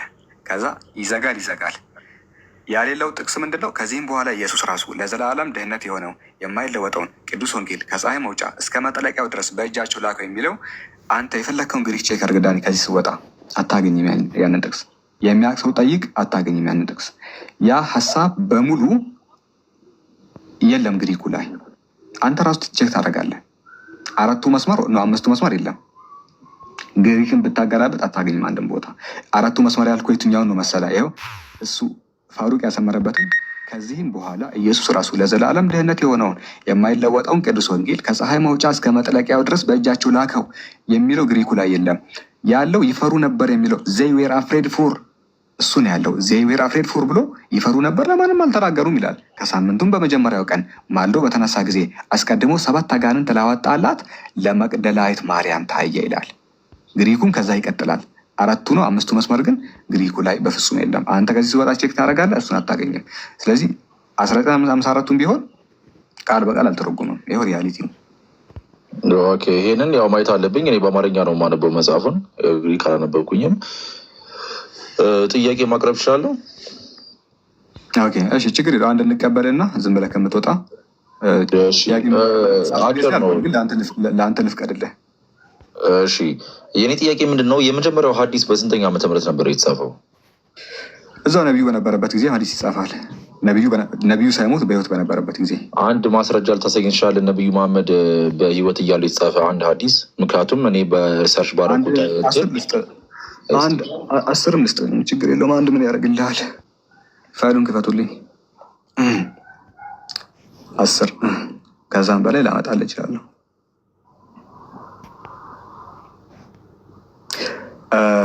እሺ ፋሩቅ አንተ እስቲ ወደታች እዚህ ጋር አቁም። እንግሊዝኛውን ዙም አድርግልኝ። ቁጥሩን መጀመሪያ ቁጥሩን እኔ መጀመሪያ ቁጥሩን እኔ አቢ ዳውድ 3646 ላይ ነው የምናገኘው እና በነቢዩ ዘመንም ሀዲስ ይጻፍ ነበረ። እንደዚህ ይላል። ናሬትድ አብደላህ ኢብን አምር ኢብን ዓስ ይላል። የነቢዩ ባልደረባ ነው፣ ሰሃቢይ ነው። ሰርች ማድረግ ትችላለህ። በነቢዩ ዘመን የኖረ ምናምን ሰው ነው። I used to write everything which I heard from the messenger of Allah. እኔ ከአላህ መልእክተኛ የምሰማውን እያንዳንዱን ነገር እጽፍ ነበረ አለ። ማን? አብደላህ ኢብን ዓስ። በዛው በነቢዩ ጊዜ የነበረ ሰው ነው። I intended by it to memorize it. ያን የማደርግበት ምክንያት ለመሸምደድ ነው። The Quraysh prohibited me saying, ቁረይሽ ደግሞ እንዲህ ብለው ከለከሉኝ። Do you write everything that you hear from the messenger of Allah? While the messenger of Allah is a human being. አንተ የምሰማውን ሁሉም ነገር ትጽፋለህ እንዴ? የአላህ መልእክተኛ እኮ ሰው ብቻ ነው። He speaks in anger and pleasure. በደስታ ላይም ሆኖ ይናገራል፣ እየተናደደም ደግሞ ይናገራል። እንዴት ሁሉንም ነገር ሰው ብቻ ነው? እንዴት ሁሉንም ነገር ትጽፋለህ? እሱ ሲናገር ሲናደድም ትጽፋለህ፣ በደስታ ላይም ሲሆን ትጽፋለህ። እንዴት እሱ ሰው እኮ ነው፣ እንዴት ሁሉንም ነገር ትጽፋለህ አሉት ቁረይሾች። So I stopped writing. እኔ መጽሐፍ አቆምኩኝ አለ። And I mentioned it to the messenger of Allah. ከዛ ለአላህ መልእክተኛ ሜንሽን አረኩላቸው ነገሩን። He signaled with finger to his mouth. ከዛ መልእክተኛ ጋር መጥቶ ሲጠይቀው እኔ እኮ ከአንተ የምሰማውን ሁሉም ነገር ጽፍ ነበረ። ቁረይሾቹ ግን እሱ ሰው ብቻ ነው እንዴት ሁሉ ነገር ትጽፋለህ ብለው ከለከሉኝና ምንድን ነው የማደርገው ብሎ ሲጠይቅ እንዲህ ጣቱ ወደ አፉ እንዲጠቆመና to his mouth ወደ አፉ እንደ ሴድ እንዲህ ማለት ራይት ጻፍ by him in whose hand my soul lie ነፍሴ በእጁ በሆነችው አምላክ ምላለው only right comes out from it ከዚህ ከአፍ የሚወጣው ነገር እውነት ብቻ ነው እና ሁሉንም ነገር ጻፍ ብሎ ለአብደላህ ኢብኑ ዓስ ነገረው። አብደላህ ኢብኑ ዓስ የነቢዩ ባልደረባ ነው። እሺ ስለዚህ ይሄ ሱኒ አቡ ዳውድ ነው አይደለ? ሱናን አቢ ዳውድ ጉግል ላይ ገባለኝና ወን ወስ ሱኒ አቡ ዳውድ ሪትን ብለህ ሰርች አድርግ። ሱናን አቢ ዳውድ የተጻፈበት ዘመን አለ። ከላይ ግን ትራዲሽኑ ነቢዩ ጋር ነው የሚሄደው።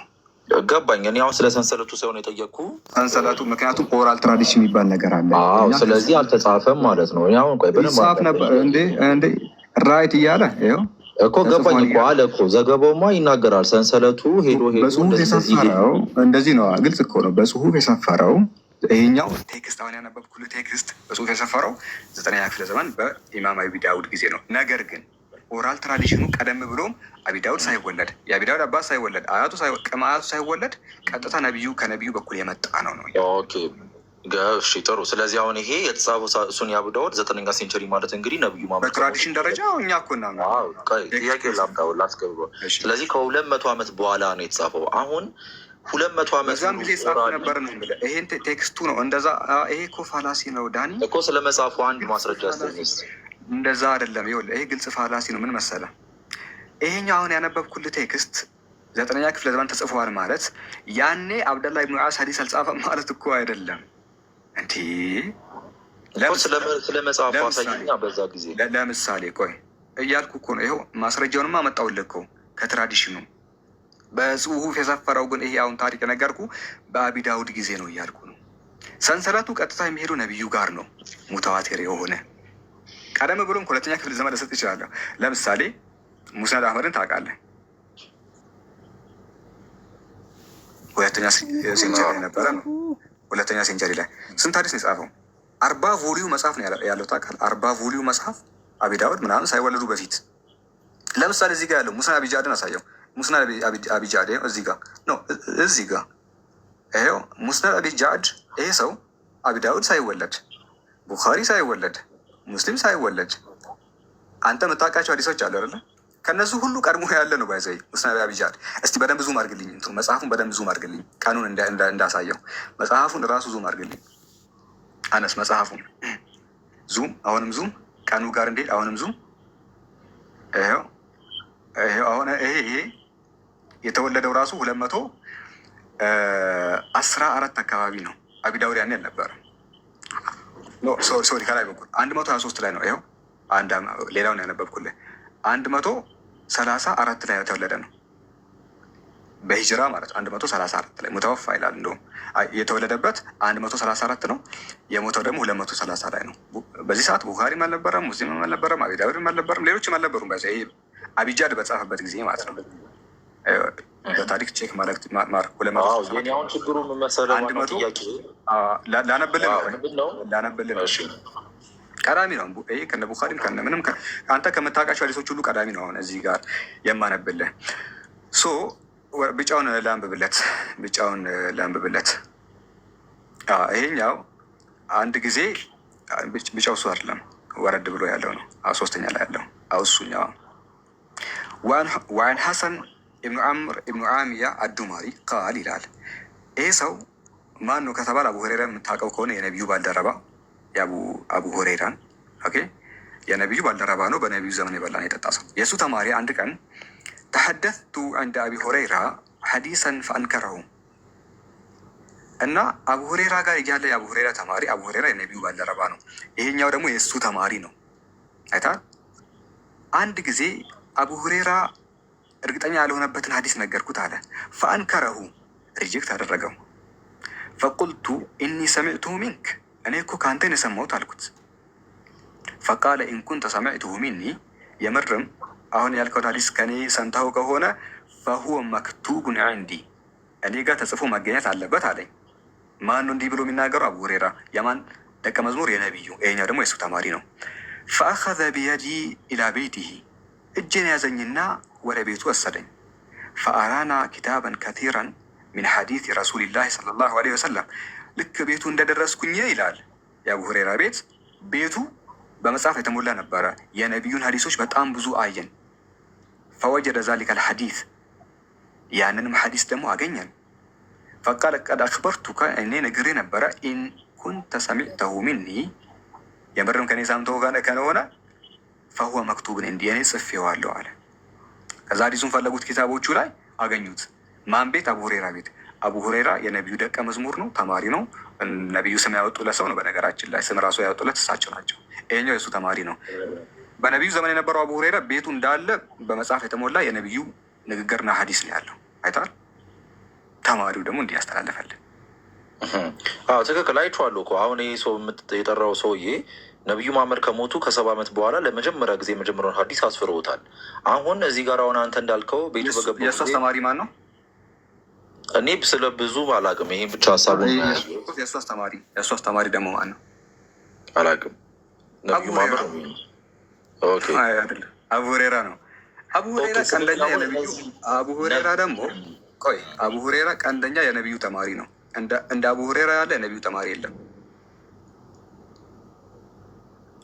አዎ ገባኝ እኮ ግን አሁን እኔ ችግር መጣብኝ ነገር ምንድን ነው ከ200 ዓመት በኋላ የተጻፈ አንድ ሀዲስ አይደለም። ሌሎቹ ማለት ነው አሁን የጠቀስከው ሳይሆን አይደለም። የነቢዩ ተማሪ ሰውየውን ታውቃለህ? እሱ ደግሞ የአቡ ሁሬራ ተማሪ። አቡ ሁሬራ ቀንደኛ የነቢዩ ተማሪ ነው።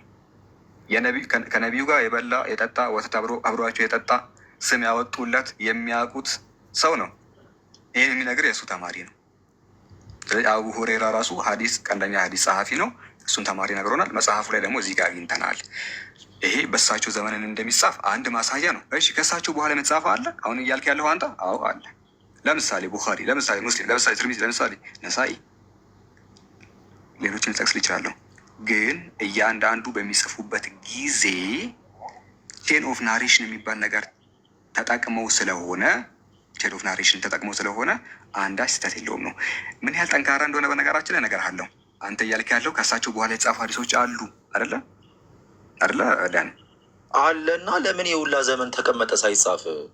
እንዴ ኖ ሳይጻፍ አትበል፣ ተጽፏል እያልኩ ነው። አስቀድሞ ተጽፏል። ከዛ ከሳቸው በኋላም ደግሞ ተጽፈዋል። አስቀድሞ መጽሐፉን ከአቡ ሁሬራ አሳየው። አቡ ሁሬራ ቤቱ ግድግዳ ሙሉ አይ መጽሐፍት አለ ነው እንጂ ያለው ሳይ ቡኻሪ ነበር ብሎ ቃል በቃል አልተናገረም። ቡኻሪ አልነበረም። ሳይ ቡኻሪ እንዴት ትፈልጋለህ አንተ? ሲጀመር መጽሐፍ አለ አይደለም ያለው። አንደኛ ሀዲስ ቆይ አዳምጠኝ። አይልማ ቆይ አይልም። ሳይ ቡኻሪ አለ አይልም። ለምን ቡኻሪ ፈጣሪው ያን እኮ አልተወለደም። ሳይ ቡኻሪ አለ ለማለት እኮ ዳኒ ምን መሰለህ፣ ያልተወለደውን ሰው አሁን ትጠራለህ አንተ ገና። አሁን ለምሳሌ አንተ ዳኒ ልጅ ከዚህ በኋላ የሚወለደው የልጅ ልጆች ደግሞ ይኖሩሃል። የእነሱን ስም እኮ አትጠራም፣ ምክንያቱም ገና አልተወለደም። ሳይ ቡኻሪ አለ ለማለት አቡ ሁሬራ ያኔ እኮ አልተወለደም። እንዴት ይጠራዋለሁ? ግን ሊል የሚችለው ምንድን ነው?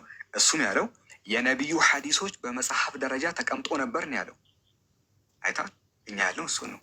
ከዛ ውስጥ ግን የሆነ ዳይፍ የሆኑ ሀዲሶች ቢሆንስ ኑሮ እንደዛ ማለት አንችልም። ለምን? ምክንያቱም አቡ ሁሬራ ሙሐዲስ ነው፣ የነቢዩ ተማሪ ነው፣ ከነቢዩ ጋር የበላ የጠጣ ሰው ነው። ሀዲሶች ዳይፍ የሚባሉበት አንዱ ሪዝም ምንድን ነው? አንደኛ ሰዎቹ ታማኝ ሳይሆኑ ሲቀሩ ነው። ፊቃ ካልሆኑ ነው። የሀዲስ ሰዎች ካልሆኑ ነው። አንድ ሰው ሀዲሶች እኮ ዳይፍ የሚባሉት 5 መስፈርቶች አሉት እና ሀፊዝ ካልሆነ ነው። አንድ ሀዲስ ሀፊዝ ካልሆነ አንድ ሪጃል ማለትም ሀዲስ በመሸምደድ ደረጃ የማይታወቅ ከሆነ ታማኝ ካልሆነ ህዝበ ሙስሊሙን ካላመነው እሱ ዳይፍ ነው። ከመሰረቱ በዛው በነቢዩ ዘመን ሆኖ ከሰሃቦች መካከል በሐዲስ ሆኖ ዳይፍ የሆነ የለም። እንዳለ እንደዚህ የዳይፍ ነገራቶች የመጡት ከጊዜ በኋላ በፖለቲካል ሪዝን ምን ያደርጋሉ መሰለ፣ ከጊዜ በኋላ ነው እንደዚህ ዳይፍ ነገራቶች ሰዎቹ መናገር የጀመሩት። መጀመሪያ ላይ ያሉት የነቢዩ ባልደረቦችማ ሁሉም ትካ ናቸው። ታማኝ ያልሆነ በዛ ጊዜ ሙሐዲስ አልነበረም። በዛ በመጀመሪያው ክፍለ ዘመን ላይ ታማኝ ያልሆነ የነቢዩ የቅርብ ሰው ሆኑ፣ ጭራሽ ደግሞ የእሳቸው ዋና ደቀ መዝሙር ሆኖ ዳይፍ የለም። ከጊዜ በኋላ ግን ከእሳቸው ሞት በኋላ ሰዎች ነቢዩ እኮ እንደዚህ ብለውኛል፣ ስልጣን ምናምን ይገባኝ እያሉ ብዙ ነገራቶችን ፍርቃዎች ሲነሱ፣ ሄረሴዎች ሲነሱ የራሳቸውን ዶክትሪን ቢውልድ ለማድረግ ብለው ምን ማድረግ ጀመሩ? ፋብሪኬት ማድረግ ጀመሩ። ያን ሊቆንታቻችን እነዛን ፋብሪኬሽን ከትክክለኞቹ ለዩ። ያንን ዳይፍ መባል የጀመረው እንጂማ የነቢዩ የቅርብ ሰዎች የተናገሩት ነገር በፍጹም ዳይፍ ሊባልም አይችልም።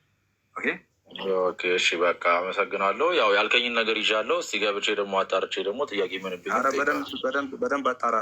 ስክሪንሹቱን ከፈለግ ውሰድና በዛው በስክሪንሹቱ መሰረት ሄደ ልትወስድ ትችላለህ። ተመሳሳዩን ጥያቄ ልጠይቅ ግን ይህን ከመለስኩ ላይ አይቀር ካወቁት ልመልስና ሌሎቹም እንዳልወስዱባቸው ጊዜ ኤንሸንት የሚባለው ሙሴ መች ነበረ? እስቲ መጀመሪያ በሱ እንስማማ። እኔ እናንተ አኮርዲንግ ቱ ሂስትሪ ሙሴ መች ነበረ ብለን ነው ምናምነው። በታሪክ መሰረት ታሪክ ነው የሚያውቀው ሰው ስለሆነ ሙሴ ያው ዘመኑ ከክርስቶስ በፊት ማለት ነው። በፊት ያው ሙሴ የእስራኤሎች በባርነት በነበሩበት ጊዜ ነው በግብጽ ምድር።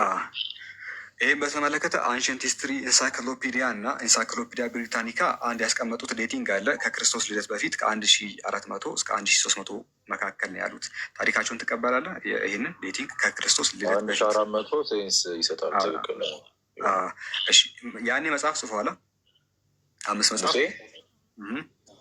የህግ መጽሐፍቱን ጽፏል። ኦሪትን ጽፏል። እሺ አሁን ጋፑን ደግሞ ላሳይ። አንዳችሁ ቅድም የ200 ዓመት ጋፕ ነው አይደለ ጥያቄ የፈጠረብህ አይደለ? አዎ ያው እንዴት 200 ዓመት ሙሉ ተቀምጠ 200 ዓመት። እሺ ትልቁ ላይ አድርጉት አሁን። እሺ he was 1400 BCE ቢፎር ካማን ኤራ ወር ደግሞ ቢፎር ክራይስት አንሽንት ሂስትሪ ኢንሳይክሎፒዲያ 1400 እስከ 1300 ኢንሳይክሎፒዲያ ብሪታኒካ 1400 እንደሆነ እናምናለን፣ ክርስቲያኖች ያምናሉ። እሺ በነበረበት ጊዜ 5 ኦሪትን ጽፏል ብለን እናምናለን። አንተ ታምናለህ፣ እኔ ተሰጥቶታል ብዬ ነው የማምነው። ሁለታችንም ተመሳሳይ ነገር እናምናለን። ግን ኤንሸንት የሚባለው መጽሐፉ በየትኛው ዘመን ያለ ነው? የሙሴ ኤንሸንት የሚባለው በቃ ቀዳሚ የሚባለው ዛሬ እጃችን ላይ ኤግዚስት የሚያደርገው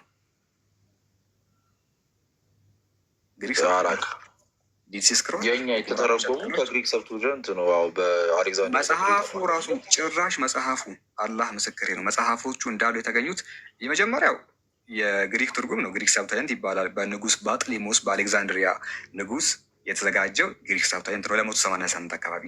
ሌላኛው ደግሞ 150 ላይ የተጻፈው የቁምራን ዋሻ ጥቅሎች ዲድ ሲ የሚባል ታውቃለህ? የቁምራን ዋሻ ጥቅሎች የሙት ባህር አጠገብ የተገኙ 150 እስከ 70 ኢዲ ድረስ የተጻፉ። ሌላኛው ሳማርቲያን ፔንታታክ ነው 100 ቢፎር ክራይስት የተጻፈ ነው። ጋፑን እንቁጠረው እስኪ ጋፑን እንቁጠረው። ከላይ 1401 2 300 ዓመት፣ 400 ዓመት፣ 500 ዓመት፣ 600 ዓመት አንዴ ብላል አድርገዋል እንዳንቆጥረው 100 ዓመት 1400 100 ዓመት ነው። እስከ 400 ድረስ ሲሄድ ጋፑ የ1100 ዓመት ጋፕ ነው በመካከላቸው ያለው። በመጀመሪያው የሙሴ መጽሐፍ ተብሎ እጃችን ላይ ባለው የግሪክ ሰብተና ቁርአን ዋሻ የሙሴን እድሜ ስናሰላ በመካከላቸው የ1100 ዓመት ጋፕ ነው ያለው። 200 ዓመት ጋፕ አይደለም ያለው፣ የ1100 ዓመት ጋፕ ነው ያለው። አንተ ቅድም ከተቃወምከው ሲባዛ በ5 ነው ጋፑ ራሱ ያለው። እሺ ይህን እንዴት ልቀበለው እኔ? ይህንን አሁን ለምሳሌ መቀበል ያለብን እንዴት ነው ካልከኝ አሌክዛንደር ዘግሬት እስከሚመጣበት ጊዜ ድረስ ዘመን አይሁዶች ነበረ። ይሄ አሌክዛንደር ዘግሬት እንኳን አልካዶም። ይህንን ማየት አንድ በዚያ ጊዜ የነበረውን አንድ ከሰጠኝ እኔ በጣም ነው ማደንቀ። ዘፍጥረት አለ፣ ዘጸአት አለ። አንዴ እነዚያ መጽሐፍቶች ሙሴ ጽፏቸዋል፣ ግን አሌክዛንደር ዘግሬት በነበረበት ጊዜ የነበረውን ኤንሸንት የሆነ ዶክመንት ስጠኝ እስኪ። በጣም ጥሩ። እኔ ሶርሱን ትዝ አይለኝም እንጂ ስለ አሌክዛንደር ዘግሬት ያነበኩትን አይሁዶች በወረረ ጊዜ አሌክዛንደር ዘግሬት መጥተው ጋፑ እንዴት ታየዋለህ ነው? ይህን የ1100 ዓመት ጋፕ እንዴት ታያለህ? እሱን ራሱ መጽሐፍ ስለሆነ ወደ ግሪክ የተረጎመው ያው ትክክል ነው። ጋፑ 1000 ዓመት ነዋ። ጋፑ 1000 ዓመት ሆነብን።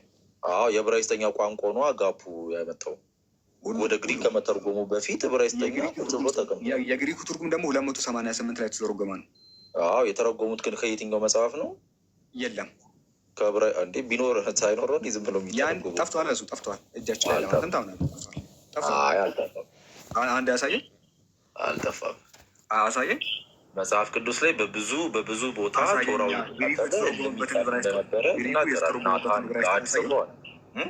ግሪኩ የተተረጎመበትን ዕብራይስጥ ስጠኝ። ሊቃውንቶች ጠፍቷል እኮ ነው ያሉት። ሁሉም በአንድ ድምፅ ስኮለር የተባለ ሁሉ በአንድ ድምፅ የሚስማመው ያ ጠፍቷል ብሎ ነው። አንተ እንዴት ነው? እኔ አልቀበልም። እኔ ስለዚህ አሳየኛ። አልቀበልም። እኔ ይሄ አሳየኛ አንድ ያልከውን እንዲህ ዛሬ ማይሁድ እጃቸው ላይ ያለ ይሄ መጽሐፍ እሱ መጽሐፍ የተተረጎመው ከግሪክ ሰብቶጀንት ነው። ግሪክ አይደለም፣ የዕብራይስጥኛ ወደ ግሪክ ሰብቶጀንት ነው የተተረጎመው ወንድማችን። ከዕብራይስጥኛ ቋንቋው ወደ ግሪክ ሰብቶጀንት ነው የተተረጎመው በአሌክዛንደር። እኔ ምን አልኩኝ? ስለዚህ ማስረጃ አምጣ ስትለኝ የዛሬዎቹ አይሁድ ያሉት በዕብራይስጥኛ ይዞታል፣ በግሪከኛ ሳይሆን በዕብራይስጥኛ። ዕብራይስጡ ደግሞ እሱ ደግሞ ምን መሰለህ ዕብራውያን ጋር ያለው እሱ ምንድን ነው ከተባለ የማዞሬቲክ ቴክስት ነው። ዕብራይስጡ ታውቃለህ? ምን እንደሆነም አላውቅም። አይሁዶች ዘንድ ዕብራይስጥ አለ። ልክ ነህ። አይሁዶች ዘንድ ዕብራይስጥ አለ። ዕብራይስጡ ስሙ ምንድን ነው የሚባለው ከተባለ ማዞሬቲክ ቴክስት ይባላል። ማዞሬቲክ ቴክስት ተብሎ ይጠራል። ሰርች አድርግ ብለህ ስልክ ካለ አሁን አይሁዶች ጋር ያለው መጽሐፍ ምን ይባላል ብለህ ሰርች ስታደርግ ይመጣል። ብለህ ስልክ ካለ ወይ ኮምፒውተር ካለ ፈልግ። ማዞሬቲክ ቴክስት ይላል ዕብራይስጡ። መች ተጻፈ ከተባለ ነቢያችን ሙሐመድ ሰለም በነበሩበት ጊዜ እስከ 10ኛ ክፍለ ዘመን ድረስ የተጻፈ ነው። እኔ ከዋሻው አሁን ሰርች አድርግ። አሁን እንደዛ ከሆነ ታሪክ ጸሐፊው ጆሲፈስ እንዴት ያንን ነገር አፕሩቭ አያደርገውም? እንዴት አፕሩቭ ያደርገዋል? ቶራ የለማ። በዛን ጊዜ ጆሲፈስ የነበረው 2ኛ ክፍለ ዘመን ላይ ነው። ከ30 ምናምን ተወለደ ማለት ነው እኮ። እስኮይ ያኔ ማዞሬቲክ ቴክስት ስላሌለ ያሌለው ነገር እኮ አትናገርም ዳን። በቃ ያሌላ ነገር አትናገርም እኮ። እሱ እንዴት አክሎኒዝ ያደረገው አልነበረም? ያኔ ነው የምልህ። ያኔ አልነበረም። ጆሴፈስ ስለ ማዞሬቲክ ቴክስት ለማውራት ያኔ ማዞሬቲክ ቴክስት ሲጀመር የለም። የተጻፈው በነቢያችን ዘመን ነው። ያሌለው ነገር ደግሞ እንዴት ነው አክኖሌጅ የሚያደርገው? አያደርግም። አንተ እኮ ስለዚህ ቶራው ነበረ ማለት ነው። ነቢዩ መሐመድ ከመምጣታቸው በፊት ቶራው በፊት ቶራ አለ እኮ። ቶራ እኮ አለ። ምን መሰለህ ዛሬ አይሁዶቹ እጅ የሚገኘው ማዞሬቲክ ቴክስት ግን ከነቢያችን በኋላ የተጻፈ ነው። ስልክ ካለ ቼክ አድርግ። ከዛ በፊት ቶራ አለ። አዎ አለ። መቼ የተጻፈ? በቁምራን ዋሻ ውስጥ የተወሰኑ ቁርጥራጮች አሉ። በግሪክ ሳብታውያንትም ቁርጥራጮች አሉ። ይሄ ግን ከሙሴ የ1100 ዓመት ጋፕ ነው ያለው። አንተ የነቢዩ ሀዲስ 200 ዓመት ጋፕ ሲኖረው ከከበደ የለውም እኮ 200 ዓመት ጋፕ ግን እንደው አለው እንበል። ዝም ብለን እንስማማ፣ ከአንተ ጋር እንስማማ እንጂ እውነት ሆኖ ለእናንተ አርጊመንት የለም። እንደዛ አይደለም። ምክንያቱም ቀድሞ የሚጻፍ ነበረ እና ግን ደግሞ አልተጻፈም እንበል እና ዝም ብለን እንለፈው። 200 ዓመት ጋፕ ቢኖረው ከአንተ አንጻር እውነት ነው። ምክንያቱም አንተ የተቀበልከው የ1100 ዓመት ጋፕ ስለሆነ እስቲ እንግዲህ እስቲ አየዋለሁ። ሌሎቹ ይቀጥሉ። በቃ እኔም ረጅም ሰዓት እንዳልወስድባቸው አመሰግናለሁ ነበረን ጊዜ። እሺ ቴንኪው በጨዋነት ስላወራህን እናመሰግናለን ወገናችን እንዳን። እሺ መልካም ቀን። እሺ ዮሴፍ እንዴት ነህ? አማን ነው አለን አልሐምዱሊላህ። በአሁኑ ጉዳይ ላይ ምን ትላለህ? እስኪ አንተ። እውነት ለመናገር እኔ ምንም ማስተያየት የለኝም። አጥንቼ መጥቼ እመልስላችኋለሁ። እሺ ገዝት ላከው ለምንድን ነው? ጥያቄ ሲጠይቁ እየሰማው ጥያቄ ለመጠየቅ ነበር። እሺ አንድ ጥያቄ ጠይቅ። እሱኑ ጥያቄ ደግሞ ደብል ስታንዳርድ አድርጌ ጠይቃለሁ። እሺ ቀጥል። እሺ ቁርአን ይኸውልህ 86 ቁጥር 6 እስከ 7። እሺ አንድ ጥያቄ ግን ብጨምር ደስ ይለኛል በዛው። ጠይቅ። እሱኑ ጠይቅ እስኪ። ቁርአን ማለት ብቻ ሳይሆን እዚህ የቁርአን አንቀጽ ላይ እንዲህ ብለህ ጠይቅ እኮ። እሺ 86 ከቁጥር 6 እስከ 7 እኮ ጥያቄውን ጠይቀኝ። አሁን አንቀጽ ነው የነገርከኝ፣ ቁጥር ነው የነገርከኝ። እኔ ቁጥር ሳይሆን ጥያቄ ነው የፈለኩት እኮ። እንድታነብሉኝ ፈልጌ ነው። አንተ ማንበብ አትችልም? አልችልም፣ ምክንያቱም አንድ ስልክ ነው ያለኝ። ሀሳቡ ምንድን ነው? እሺ ሀሳቡ ብቻ ምን እንደሆነ ንገረኝ። ሀሳቡ ምን መሰለህ የሚለው የወንድ ልጅ እንትን አለ አይደል፣ የዘር ፈሳሽ እሺ ይመነጫል የሚለው ከባክቦን እና ከሪብ ወይ ደግሞ ይሄ ሪብ ኬጅ ካለ ነው። ይሄ ደግሞ ሳይንቲፊክ ሊምፎልስ ነው። ይሄ በናቹራል ሊምፎልስ እንደሆነ ታውቁታላችሁ። አቤት አይደለም። ኦኬ አይ ቲንክ ተጠርቷል መሰለኝ። ስትመለስ መልስልሃለሁ። እሺ ሌላ ሰው? እንዴት ናችሁ? ሰላም ነው ማህተቤ? አለን እግዚአብሔር ይመስገን። እሺ እኔ ጥያቄ ማለት ነው። እሺ ነቢዩ መሐመድ ወደ ሰማይ ሄደው ምንድነው ከ50 ሰላት 5 ሰላት ብቻ አስደርገው የመጡ ጊዜ ማለት ነው ከአላህ ጋር ፊት ለፊት ተገናኝተው አውርተው ነው ያስቀነሱት ወይስ እንዴት ነው? ኢማሙ ሙስሊም 162ኛው ኦር 167ኛው ሐዲስ ላይ እሳቸው ወደ ኢስራ ወሚዕራጅ ባደረጉት የሌሊት ጉዞ ቀጥታ ከአላህ ጋር ቃል በቃል ተነጋግረዋል ይላል ሐዲሱ። የጠቀሱ ሰሒህ ሙስሊም ላይ ያለው ሐዲስ እንደዛ ይላል። ይሄ ማለት ግን ግርዶ አለ፣ ከፍተኛ የሆነ ብርሃን አለ መካከላቸው። በአይነ ስጋቸው አላህን ሳይመለከቱ ግን ድምፅ እየሰሙ ከአላህ ጋር ተነጋግረዋል። አውርተዋል፣ ግን አላህን አላዩትም። አላህ ሁሉንም ሰው ያያል። እሳቸው ግን አላህን ሳይመለከቱ ድምፁን ብቻ እየሰሙ 162ኛው ላይ በዛ መንገድ ሐዲስን ተቀብለዋል፣ ሰላትን ተቀብለዋል። ይቅርታ ተጠርቼ ሂጄ ነበር እንጂ ፊት ለፊት አልታዩም ማለት ነው። አላህን ያየው አንድም ስንኳ የለም ይላል ቁርአን። ላቱድሪኩል አብሳር ወሁወ ዩድሪኩል አብሳር ይላል። አይኖች ያላገኙትም አያዩትም፣ እሱ ግን አይኖችን በሙሉ ያያል ይላል። እሱ ሁሉም ሰው መመልከት ይችላል። ነቢዩ መሐመድ የአላህን ድምፅ እየሰሙ እየተነጋገሩ ቃል በቃል ግን በመልክ ደረጃ አላዩትም። የምናየው በየውመል ቂያማ ነው። እስከ ዛሬ አላህን ያየው የለም ብለን እናምናለን። ማህተቤ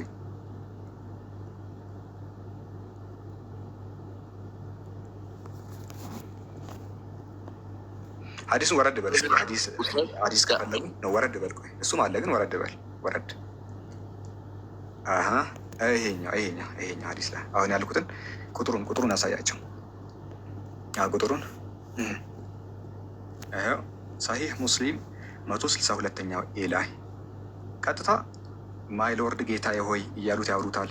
እሱ ደግሞ ሙሐመድ እያለ ቀጥታ ይነጋገር ነበር፣ ግን አላዩትም መልኩን በድምፅ ብቻ ድምፁን እየሰ ለዛ እዚህ ጋር ላንብብልሽ አረብኛውን ትርጉም ከስር በኩል አለ፣ ግን እየተረጎምኩ ስለማወራ ፈኢነላህ መጅሙል ፈታዋ ፈኢነላህ አላህ እኮ ከለመ ሙሳን አወራው ወአመረሁ ቢላ ዋሲጣ ያለ ግርዶ አነጋገረው ይላል። ያለ ግርዶ ያለ መካከለኛ ኢንተርሚዲየሪ ማለትም መላእክት ጣልቃ ሳይገባባቸው ቃል በቃል ከሙሴ ጋር አወራ። ልክ እንደዚሁ ወከዛሊከ ከለመ ሙሐመድ ልክ እንደዚሁ ደግሞ ሙሐመድን አነጋገረው። ወከዛሊከ ከለመ ሙሐመድን ቃል በቃል አነጋገረው። ወአመረሁ ሌይለ ሚዕራጅ የሚዕራጅ የሌሊት ምሽት ተአዘዘው ነው። ወከዛሊከ ከለመ አደም ልክ እንደዚሁ ደግሞ አዳምን አነጋገረው። ወአመረሁ ቢላ ዋስጣ በመካከላቸው የሆነ ጣልቃ ገብ መልአክ ሳይኖር አነጋገረ ይላል።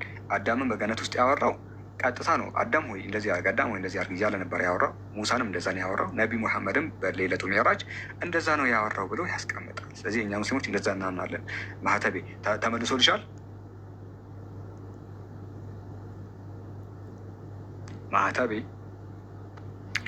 እሺ። የመጽሐፍ ቅዱስ ኢየሱስን አቤት ይሰማል? ይሰማል፣ ይሰማል። የመጽሐፍ ቅዱስ ኢየሱስና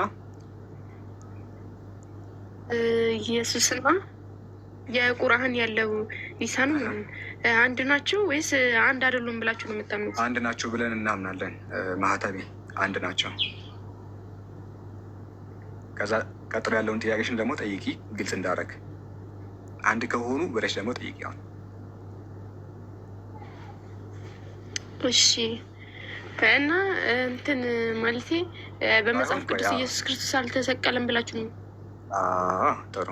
እሺ ቀጥይ። ስለገባኝ ነው ጥያቄ። እሺ በመጽሐፍ ቅዱስ እሺ ኢየሱስ ክርስቶስ አልተሰቀለም ብላችሁ የምትከራከሩት በቁርአን አልተሰቀለም ስላለ ነው ወይስ ከመጽሐፍ ቅዱስ ቃል በቃል ስላገኛችሁ ነው? ኦኬ እሺ። ይህ ሁለተኛው ጥያቄ ነው አይደለም? እሺ አይ ቲንክ ሁለተኛ ጥያቄ ይሆናል። አይ ልመልስ የፈለግኩትን አንድ ከሆኑ እንዴት ምናምን የሚል ነበረ። ለማንኛውም አንድ ናቸው ብለን እናምናለን። ገለጻዎች ግን ይለያያሉ። ሳላህ ዘይን ከ100 ዓመታት በኋላ ለምሳሌ ሳላህ ነው ያለው። ከ100 ዓመት በኋላ ሁለት ሰዎች ቢነሱ አንደኛው ሳላህ ዘይን ልጅ አለው ብሎ ቢጽፍ፣ አንደኛው ደግሞ ሳላህ ዘይን ልጅ የለውም ብሎ ቢጽፍ፣ እነዚህ ሁለቱ የተለያዩ ናቸው አይደለም? ሳላህ ዘይን ልጅ አለው ብሎ ጽፏል አንዱ ደግሞ ሳላህ ዘይን ልጅ የለውም ብሎ ጽፏል። ሳላህ ዘይን ሁለት ነው አይደለም? ሳላህ ዘይን አንድ ነው። ግን ስለ አንዱ ሳላህ የተለያዩ ጸሐፊያን የተለያየ ነገር ጻፉ ነው። ከሁለት አንዳቸው ልክ ነው። ግን ስለ እኔ 3 ሰዎች የተለያየ ነገር ቢጽፉ ሳላህ 3 አይሆንም። ሳላህ አንድ ይሆንና ስለ አንዱ ሳላህ ግን የተለያየ ነገር ሊጻፍ ይችላል። ከነዚያ መካከል እውነተኛው የትኛው ነው፣ እውነት ያልሆነው ደግሞ የትኛው ነው ተብሎ ደግሞ ይጣራል። ያኔ ከእውነት እንደርሳለን። መጽሐፍ ቅዱስ ላይ ኢየሱስ የተወለደው በበረት ውስጥ ነው። ቁርአን የሚነግረን ደግሞ በቴምር ዛፍ አጠገብ ነው። ይለያያሉ? አዎ ይለያያሉ። የሁለቱ ገለጻዎች መለያየት ግን ኢየሱስን ሁለት አያደርገውም የሚል ነው። ኢየሱስ አንድ ሆኖ ስለ አንዱ ኢየሱስ ግን ገለጻዎች ተለያዩ። የገለጻዎች መለያየት አንድን ሰው ሁለት አያደርገውም። ልክ ስለ አንቺ አሁን ከ100 ዓመት በኋላ 3 ነገር ቢጻፍ አንቺ አንድ ሆነሽ፣ 3ቱ ሰዎች ግን ተለያዩ። ከ3ቱ አንዳቸው እውነት ሊሆኑ ይችላሉ ነው። የመጀመሪያው ምላሽ ይሄ ነው። ሁለተኛው ጥያቄሽ እናንተ ሙስሊሞች ኢየሱስ አልተሰቀለም ስትሉ የምር መጽሐፍ ቅዱስ ላይ አልተሰቀለም የሚል ነገር ኖሮ ነው ወይ ነው የአንቺ ጥያቄ? ማህተቤ እንደዛ ነው? ኦኬ። መጽሐፍ ቅዱስ ላይ እንግዲህ ኢየሱስ እንደተሰቀለ እንግዲህ ተቀምጧል። ማርቆስ ወንጌል ላይ በ3 ሰዓትም ሲሆን ሰቀሉት፣ 9 ሰዓትም ምናምን የሚል ነገር እንደተሰቀለ የሚናገር ነገር መጽሐፍ ቅዱስ ላይ በግልጽ አለ። እኛ የለም አላለም። ኢየሱስ ተሰቀለ የሚል ነገር የለም። ወይ ደግሞ ምንድነው አልተሰቀለም ሊትራሊ እንደዛ የለ፣ አልተሰቀለ በቃል የለም። ነገር ግን ሁኔታዎችን በምንመለከትበት ጊዜ የመጽሐፍ ቃል መጋጨታቸው ላይ ማለት መጽሐፍቶች ስለ ኢየሱስ ስቅለት ይናገራሉ፣ እርስ በርሳቸው ደግሞ ይጋጫሉ። እንዳናምን አደረገን እንዳናምን አደረገን። አንዳንድ ደግሞ ኢየሱስን ሳያገኙት እንደሚሄድባቸው የሚናገር ቦታ አለ። እነዚህን ስናያቸው የምርም ተሰቀለ ለማለት ይከብዳል። እሄዳለሁ አታገኙኝም፣ ወደሚሄድበት ቦታም ልትመጡ አትችሉም ይላቸዋል። ቆሞ አይሁዳውያንን እሱ ይሄዳል፣ አታገኙኝም፣ ወደሚሄድበት ስፍራም ደግሞ ልትመጡ አትችሉም ይላቸዋል። ጭራሹም አታገኙኝ ይላቸዋል። እንደዚህ ባለበት ሁኔታ ላይ ተሰቀለ ብለን ለመናገር ይከብደናል። ለማንኛውም እኛ ኢየሱስ አልተሰቀለም ስንል ትልቁ ማስረጃችን ቁርአን ነው። ወማ ቀተሉሁ ወማ ሰለቡ ወላኪን ሹቢሀ ለሁም ይላል። አልገደሉትም፣ አልሰቀሉትም፣ ነገር ግን የገደሉት ሰው ዒሳ መሰላቸውን። ዒሳ ያልሆነ ዒሳ ነው ብሎ ያሰቡትን ሰው ይዘው ሰቀሉትም። ስለዚህ መጽሐፍ ቅዱስ ላይ ኢየሱስ ተሰቀለ የሚል ነገር ቢኖርም በዚያው ልክ ደግሞ እሱ እንዳልተሰቀለ ፍንጭ የሚሰጡ ነገራቶች ደግሞ አሉ። ከዛ ነገራቶች ተነስተን ተሰቀለ ብለን ለመናገር ይከብደናል፣ መጽሐፍ ቅዱስን እንኳን ይዘን እና ሀሳባችን ያ ነው። አልተሰቀለም ብለን ስንከራከር ግን ዋና ማስረጃ ያደረግነው ማህተቤ ቁርአናችንና ሀዲሳችንን ነው።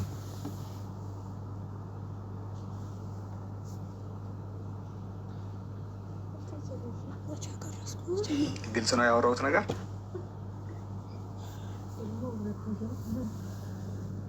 ማህተቤ ግልጽ ያልሆነ ነገር ካለ ጠይቂ፣ ወደ ዮሴፍ ከመሄዴ በፊት